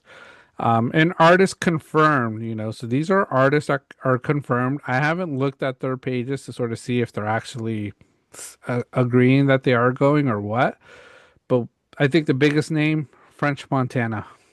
He's confirmed. Next, Kaniki. Don't know who that is. We have Floor. I don't know who that is. Bobby Shmurda. Know who that is. That's a big name. Slim JK. Slim Jikme. Pression. Liqueur. He looks like a DJ. Mads. Fur McQueen, Most Dangerous City, and Coco Robert. So don't really know too many people. But yeah, I think the big thing is just, is this really happening, and are people not learning from Firefest? Yeah, no, I think this whole thing is absolutely insane that it's getting as far as it is, and then for him to, I don't know, just seemingly drag a team along with him, and he's documenting all of it is just like, I just, I don't know. I think it seems insane to me. They're not even done building anything. No. You know, I saw an update today, I think it was, where, he's like, "Hey, and what are we eating here at Phoenix?" And he's like, and then he, pans over to one of his coworkers and he's like, "Steak and lobster." And it's like, okay, is that just his meal for today? Or are you trying to emphasize that that is what you guys are going to be feeding to 400 guests? Because I do not believe that for 2 seconds. Um, yeah, I think that it seems, he can act as organized as he wants, but if he is literally 2 weeks out, filming people, building a stage, ground up and running around to all of these different, people, it just seems far from Yeah. just anything with infrastructure. It just seems, yeah, like I can't believe people are throwing hundreds, thousands of dollars to go do this. If Yeah. given, A, his history, but also like his updates are not promising either. Yeah. So, and I hate his cliffhanger posts where he's like, "We have a headliner. Can you guess who it is?" Blah blah blah. And then it's just a lot of substance that contains nothing. And then he'll finally announce it like 2 or 3 videos later. And it's Hmm. like, dude, if you're not going to tell us this video, we're kind of disinterested to hear who it is in general. Yeah. But I'm French Montana. He must be getting paid something to want to Yeah. go. Yeah, he must be getting paid something, and I think my big question is he getting it in advance? If I was an artist, I'd be like, I need this money now for me Yep. to agree to it, to promote it. But it's funny because I'm looking at the map right now and I scroll over all the numbers. One of them, I scrolled over a random one, number 7. It's a stock to vending machine. So all these little sections you could sponsor. So they need Oh someone to wow. stock the vending machine. If you're interested in stocking the vending machine, fill out an application. Fight on the island. They have an MMA fights. Have your podcast at Phoenix. So they have live podcasts. So you got to pay to have a live podcast there. Wrap the artist jet. Like it's ridiculous. It looks like they're still trying to search for so much money by having these things clicked to have people sponsor them or help out. Brand the coconuts. What do you mean brand the coconuts? That makes no sense. Put your logo on this coconut. Yeah, it's crazy, but yeah, I don't know who's giving him money, who really is financing this, um, and who really is. I think if you have the money, you don't care about money. I get why you're going to try to go to it, because if it really does happen, it's going to be a very unique experience, and you could say you were the first. But after that, those people, because we heard it with Firefest, people that like going to music festivals, things like that, they paid so much money and they all lost out on so much money because it was a fraud. It was a fraud job. Um, Yeah. so it's crazy. And tickets here, general admission. So excursion, lunch, dinner, and event access for one, 499. 6-person VIP, 3,500. So that's excursion, lunch, dinner, event access, drinks, and dedicated host service during the event for 6. And then artist pass, private round trip flight from Miami with artists, stay in the same area as Billy and the artist, full VIP experience throughout the weekend, 140,000. That is Jeez. ridiculous. Yeah. Yeah. No, But absolutely. Go ahead. I was gonna say, and with the artist, like the only one that's probably big, or I think all these people are probably big, but the only big name that people that don't really know much will recognize is probably French Montana and Bobby Schmurder. Yeah. And I think Ray Shremmerd, I don't know if is he still headlining or did he get removed? It doesn't show him on the artist Oh, page. wow. Yeah, because so he started this whole thing with Ray Shremmerd as the first name announced. So if he's backed Okay, out already, now he's gone on to French Montana and Bobby that's Schmurda. my guess. Um, Crazy. I came across this Reddit page, Yeah. and they're talking about the Phoenix Fest, Yeah. and they're referencing Utila and Diamond K, which is like where this is held. And they're saying Diamond K itself is tiny, maybe 250 feet across. The K has some infrastructure built on it. It was originally meant to be a hotel resort, but the government halted the project after construction crews began destroying the reef around the island. Um, they also said that there are zero public restrooms. So you just have like a huge line of porta potties, is Porta my potties, guess. people shitting and pissing in the ocean, which is Yeah. just nasty. Yeah. Yeah, because I mean, that's less than a football field across. Yeah. And you're going to fit 400 people in that football field. Eh, and that's not including employees. Mm-hmm. I, I just, I would love to see the final result of this. I just don't see how this is fathomable right now. It's crazy. Yeah, I clicked watch live, 6.99 for the pay-per-view. I don't know if that's for both days. $6.99. Yeah, $7 total.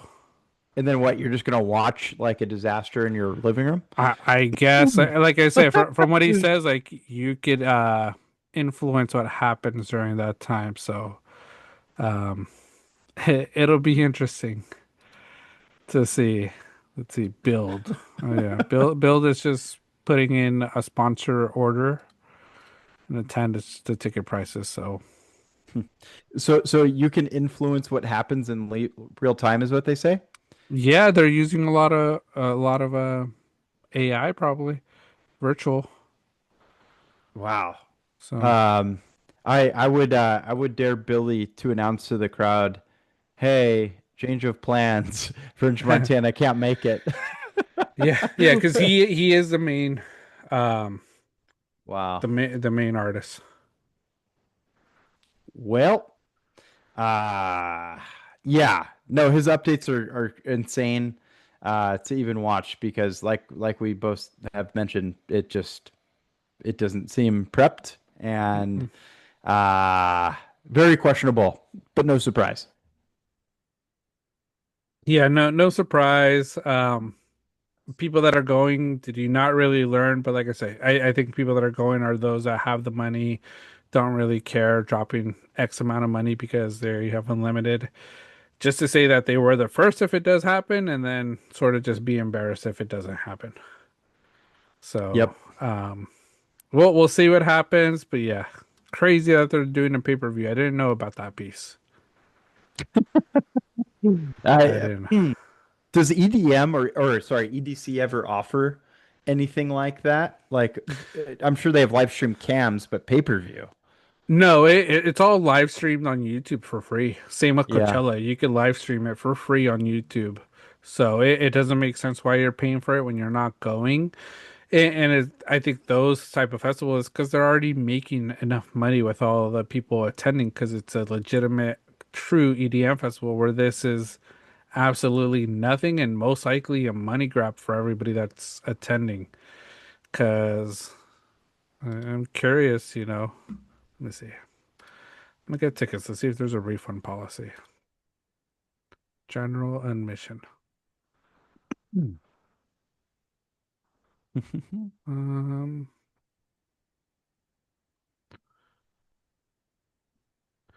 you have to email someone to get VIP tickets. I'm sure their day's pretty free and clear. Yeah, it probably is. Doesn't say much. I don't want to move forward with this because I don't know what the heck these websites are, but They'll yeah, scam you. well, probably, but we'll see what happens. It's happening in December, so we're getting a few weeks away from it.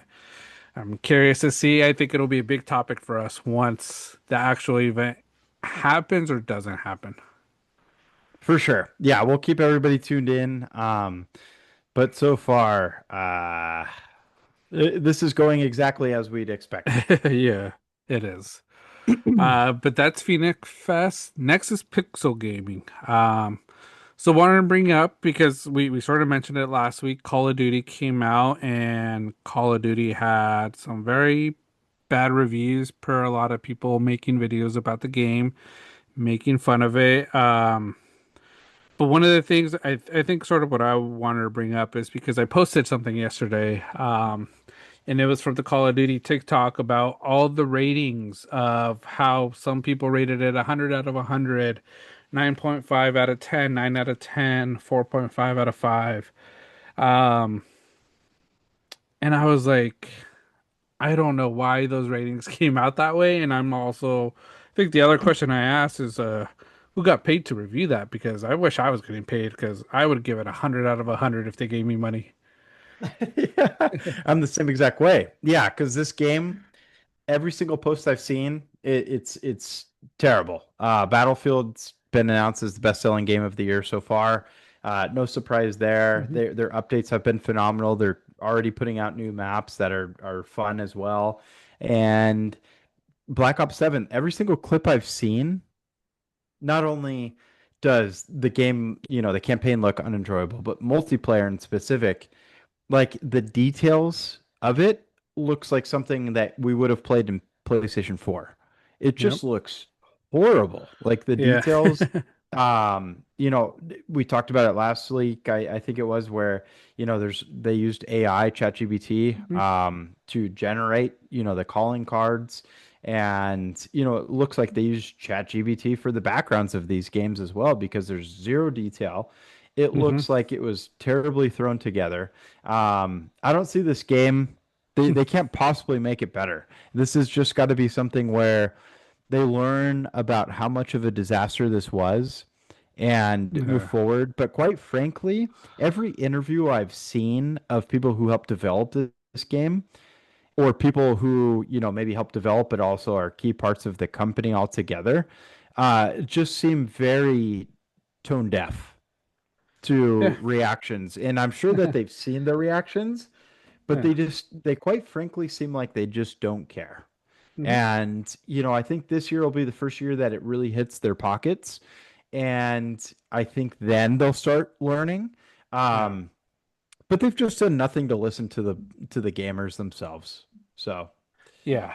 Yeah. I don't think they've done anything. I think we mentioned it last week that next game has to be a good game for them because if not, this is the franchise that may never see the light of day, I think, if it doesn't succeed after how horrendous this game has been.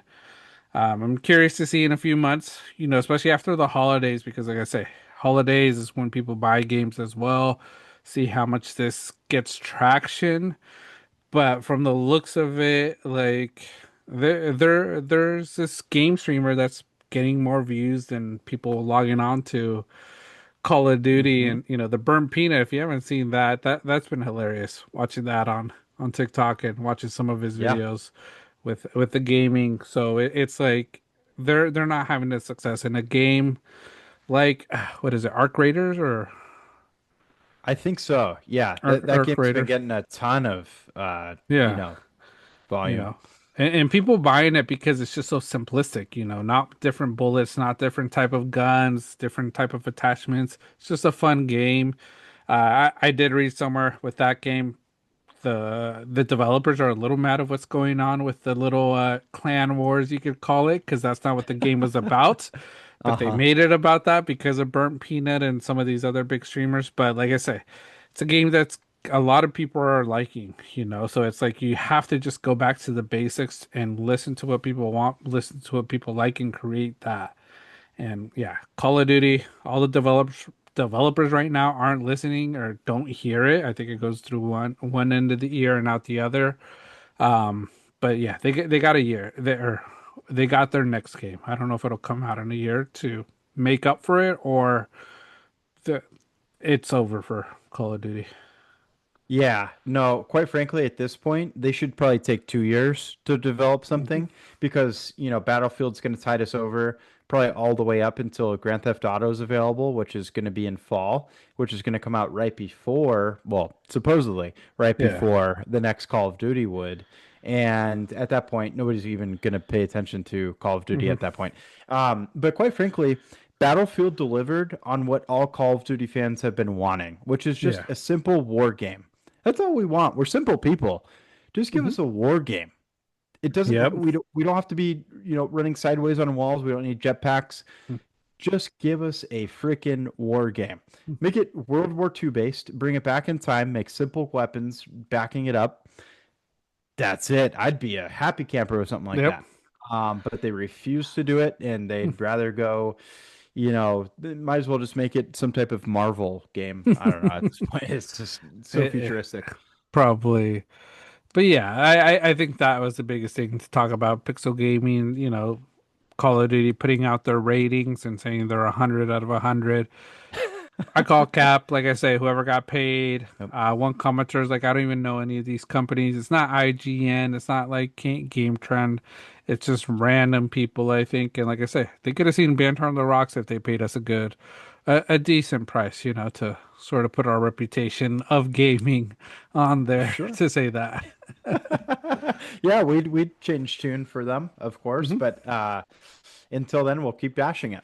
Yeah. But yeah, so that's Pixel Gaming. It's holiday time, so I think a lot of people are probably going to be online gaming. So you might see us on Battlefield. Um, Yep. but yeah, that's Pixel Gaming. And next, I we have a little Thanksgiving game. It's sort of in this, thank you to ChatGPT to sort of create this game, but it's a this or that, and we'll sort of have some discussions with a little bit. So it gave me 10 prompts. So we're gonna choose either this or that, and I'll start at 10. Um, so would you do hosting Thanksgiving or just showing up to eat? Hmm. Ah, selfish me showing up to eat. The get together. Now, don't get me wrong. I love to host, family get-togethers. Hmm. It's fun. A lot of prep in it, obviously, and there's no problem doing it. It's nice to have everybody over.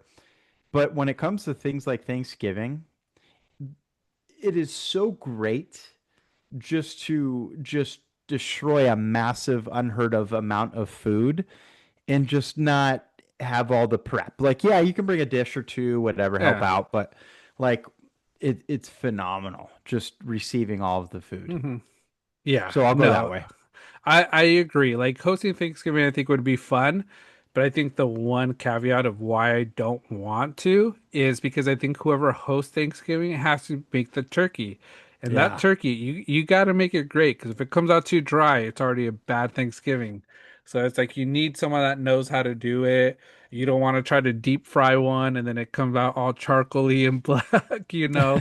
So it's like I think for me it's the same. Just showing up to eat, I'll take a plate or two, whatever you need me to do, but just not prepping the tables, the decorations, and just the house also, you got to clean probably a lot more detailed. So, um, but those that host Thanksgiving, thank you. We appreciate it. We always appreciate the invites.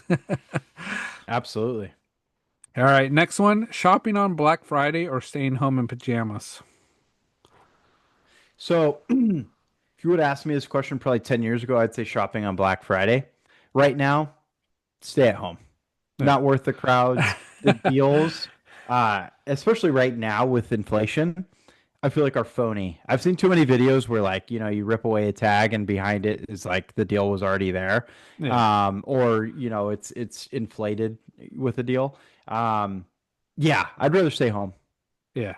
No, I agree. I think if you would have asked me before kids, I would say shopping on Black Friday, wouldn't mind it. But now it's just staying home.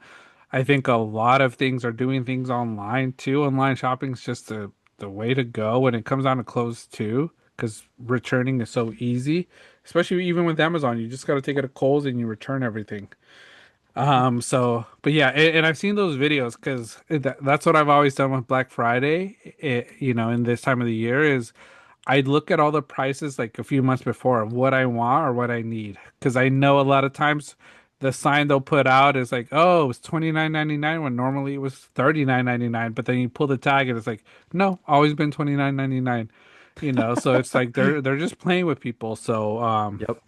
it's crazy. So but yeah, no, for me, I think nowadays it's just staying home in pajamas. Black Friday, it's fun to go shopping. Great deals at times, but you really have to look, I think, a lot closer than what it was but back in the day.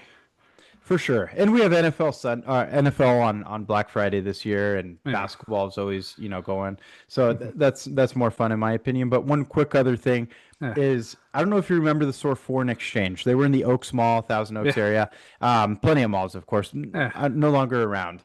But I went there Black Friday. It was like 2 in the morning, and a high school classmate of mine was working there, and I was in the long line, and he comes up to me. He's like, oh, dude, cool to see you.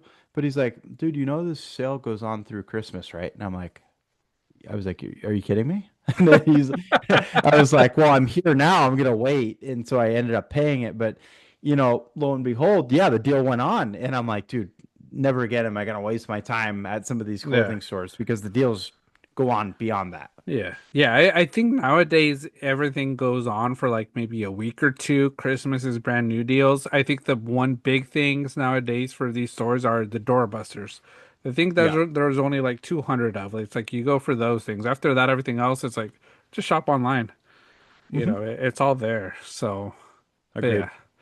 yeah. Next one, stuffing inside the turkey or stuffing on the side? Mm. I think now stuffing on the side, growing up, it was stuffing in the turkey. I think what did it for me that I'd prefer it on the side is watching Scary Movie. And he's like, shove it up in there with his like little hand. Uh, that always, it's like, yeah, you know what? Stuffing on the side, there's no shame in that. And quite frankly, if you make your turkey, but you have like a go-to restaurant or supermarket that makes Mhm. really good stuffing, shout out Gelson's. Uh, no shame in buying it separate. I Yeah, think Gelson's stuffing, 10 out of 10, 10 out of 10. phenomenal stuffing. Okay, good. For me, it's always stuffing on the side because I do not like stuffing. Okay, Plain and yeah, simple. Just not a good fan of for you. it. Never Yeah, have liked it. So if it's in the turkey, I'll still eat the turkey, but I won't eat the stuffing. I'll eat got the it. meat. There you But go. yeah, like I said, that's a simple one for me. Hmm. Next one, leftovers cold or leftovers heated? Leftovers heated, especially if it involves gravy. Got to heat it up. Um, Cold turkey sandwiches, kind of like a cold cut sandwich. Yeah. That's the only time I think it's somewhat acceptable. It is acceptable on a sandwich, if you're gonna do it that way, but it has to be like a fresh roll. Um, but if not, no, heat it up. Yeah. Yeah, same for me. It's pretty much heated. Turkey on a sandwich, I think might be the only thing. Maybe the mac and cheese cold, I don't mind it because it sort of reminds me of like, the Hawaiian mac. Oh So, yeah, that's always just more great. more cheesy, but yeah. So, yeah, for me, same heated. Always good warm, especially with with gravy. You need that warm because cold is just mushy and it's just a different taste to it. It's like Jello. Yeah. Yeah. So next, eat early at 2 p.m. or eat late at 6 p.m. Big fan of starting at 2. Um, that house that you're in, you typically get there, I feel like mid-morning a lot of times, or if you're staying at somebody's house, obviously you're there all day. Um, yeah, I like the 2 p.m. stuff because like it splits up the football games really well. Mm-hmm. And then, you get full at first, but then you can have second dinner at 6, and then that leeways into dessert perfectly. But I think Thanksgiving, you justifiably have to have 2 dinners. You, I think you have to. As growing up in a Hispanic household, for us, Thanksgiving is 8 p.m. pretty much. 8, 9 Yeah, is where we start eating. for sure. Uh, I don't mind it. It's just a tradition. That's why for me, I'm sort of leaning on the later eating. Uh, but I think what we've done a few times recently, like with Vera, is because we go to her parents first in one place and then my parents. So we go to one earlier. So we do that 2 p.m. and then we have that second dinner, which is always hard because it's like one place has certain foods that you want to try pretty much all of it, and then the next place, it has more. So it's like it's hard to fill up. But yeah, I think I'd enjoy the eating early too, but traditionally 8 p.m. for us. Yeah. No, in hors d'oeuvres you got to take into account also. But you Yeah. also, it's a game. You got to like sparse yourself out. If there's an hors d'oeuvre that's great, yeah, go ham. But Yeah. then, yeah, sparse yourself out, save it up Yeah. for the dinner. But yeah, no, traditionally, growing up until I, was with As- Jen's family and your family, it was, yeah, start at to, 2, to work your way up. Yep. was it a bit of a culture shock for you, Tim? Like your first time with Jenny? Well, yeah, the big thing is, which I love more than anything, is that a lot of times it's more than just turkey. Like Oh yeah. sometimes there's prime rib, Mhm. sometimes there's seafood, and Oh it's yeah. like, holy crap, there's more than just turkey. And Yeah. then, yeah, no, I haven't looked back since. Like, I can't Yeah. imagine, turkey is phenomenal, don't get me wrong, but it's so nice to have such a Mhm. large variety of things to go along with it.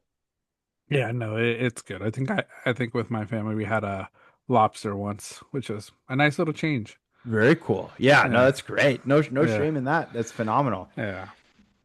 All Yeah. right. Next, football all day or movies all day? Football all day. It's if Thanksgiving will forever be a football holiday for me. Detroit Lions, Green Bay Packers, Dallas Cowboys in the afternoon.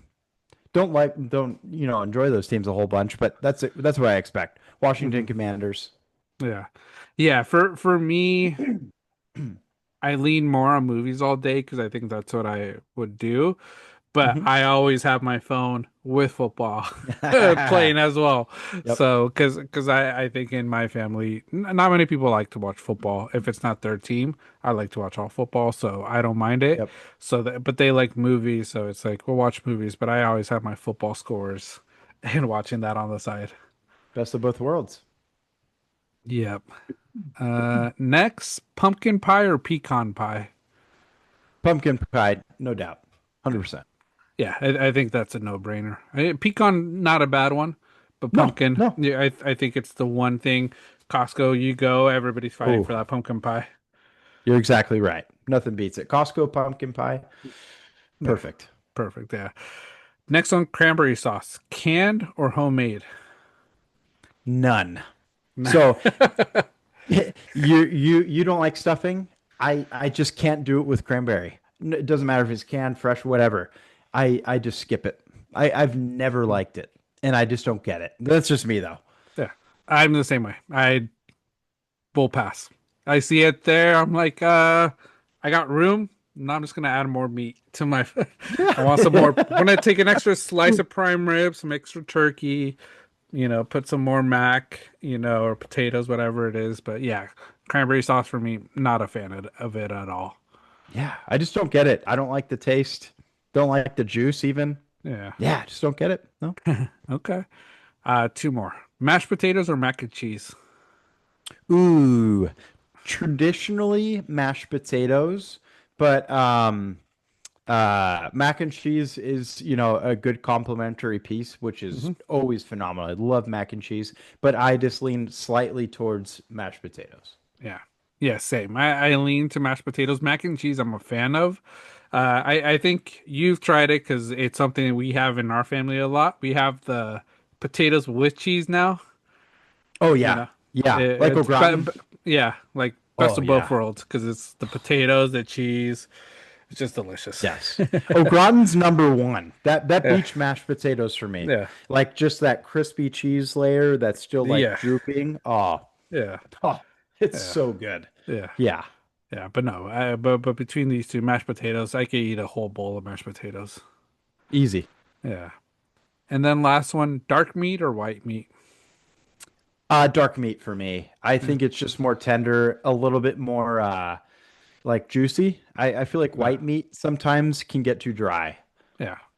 Yeah, I don't mind both. I think I'm more of a white meat person because I just love dousing it in gravy. That's what I do, Yeah, and mix it with the mashed potatoes. So to sort of, if it is a little drier, it just put a little bit extra to give it that wetness. So more white meat, but I enjoy the dark meat too. So it's whatever is available when I'm going up. And carved absolutely. because I try to avoid carving because I suck at it. Yeah, I've done it a handful of times, but I too, yeah, I just don't like the pressure. I feel like there's pressure. Nobody's giving it to me, but I Yeah. feel like there's pressure. Oh yeah. And and the white meat is great for those Pablo sandwiches that you mentioned in a post as Oh yeah. well. Yeah. I'll take it Yeah. there. The Yep. panes con pavo. Yeah. Oh If you yeah. guys don't know the Salvadorian dish, the one thing that's not on here because this is ChatGPT, they're not nothing against ChatGPT, but you know the Salvadorian dish of the pan con pavo, amazing. I remember as a kid I ate. I think I started earlier, but I think I ate like six on Thanksgiving Day. Woo! I Record? gained, yeah, it's my record. I can't eat. I could probably eat two now, max, with everything else. Okay. So Yeah. yeah, that's why I'm Yeah. chunky now. That's what happened. Six. So yeah, I like we prefaced earlier, I'm at home alone right now. So I'm not eating very much. And I did Yeah. the run and dude, come Thursday, You're ready. You're look like I'm out. making room. I'm making room. Yo, there's gonna be so much space for just Oh yeah, everything. yeah. Yeah, no, I'm excited. Like I said, it's the one holiday. I enjoy it because you're with family, but I also enjoy it because of the food. It's food that we normally don't have year round. Like I said, the turkey, it's a good time to have the turkey, the mashed potatoes. For us, the panes con pavo. Normally, we do a lot of panes con pollo, but this Yep. one's with turkey, so it's good with the sauce. Tamales too. You know, we do a lot of tamales. Oh yeah. So. So it's good. So let us know what some of your this and that. Tell us if you agree, why you like something that we probably hated. I think cranberries were the big, unanimous one Yeah. for both of us. Yeah, any other traditions, but that's our episode today. We appreciate everybody listening to us as always, with our real talks, our laughs, our unfiltered takes. And as always, please join us, hit that subscribe button. We appreciate so much, you guys subscribing on all our platforms of YouTube, Apple Podcasts, and Spotify. Yes, thank you guys so much for listening to us on all of the platforms. Be aware of, full episodes, the clips, the audio versions, the video versions. We put it all out there for you. Can't thank you guys enough for all the input and comments that you guys give us. Yeah. Love doing this each and every week. Happy Yeah. Thanksgiving to everybody listening as well. Yeah. Happy Thanksgiving. Enjoy, eat a lot, and then, come back, join us on Monday. Well, we'll talk about what we ate a bit. Recap. Yes. Yes, we'll recap. But yeah, thank you, everybody. Have a great Thanksgiving and stay safe out there. Peace.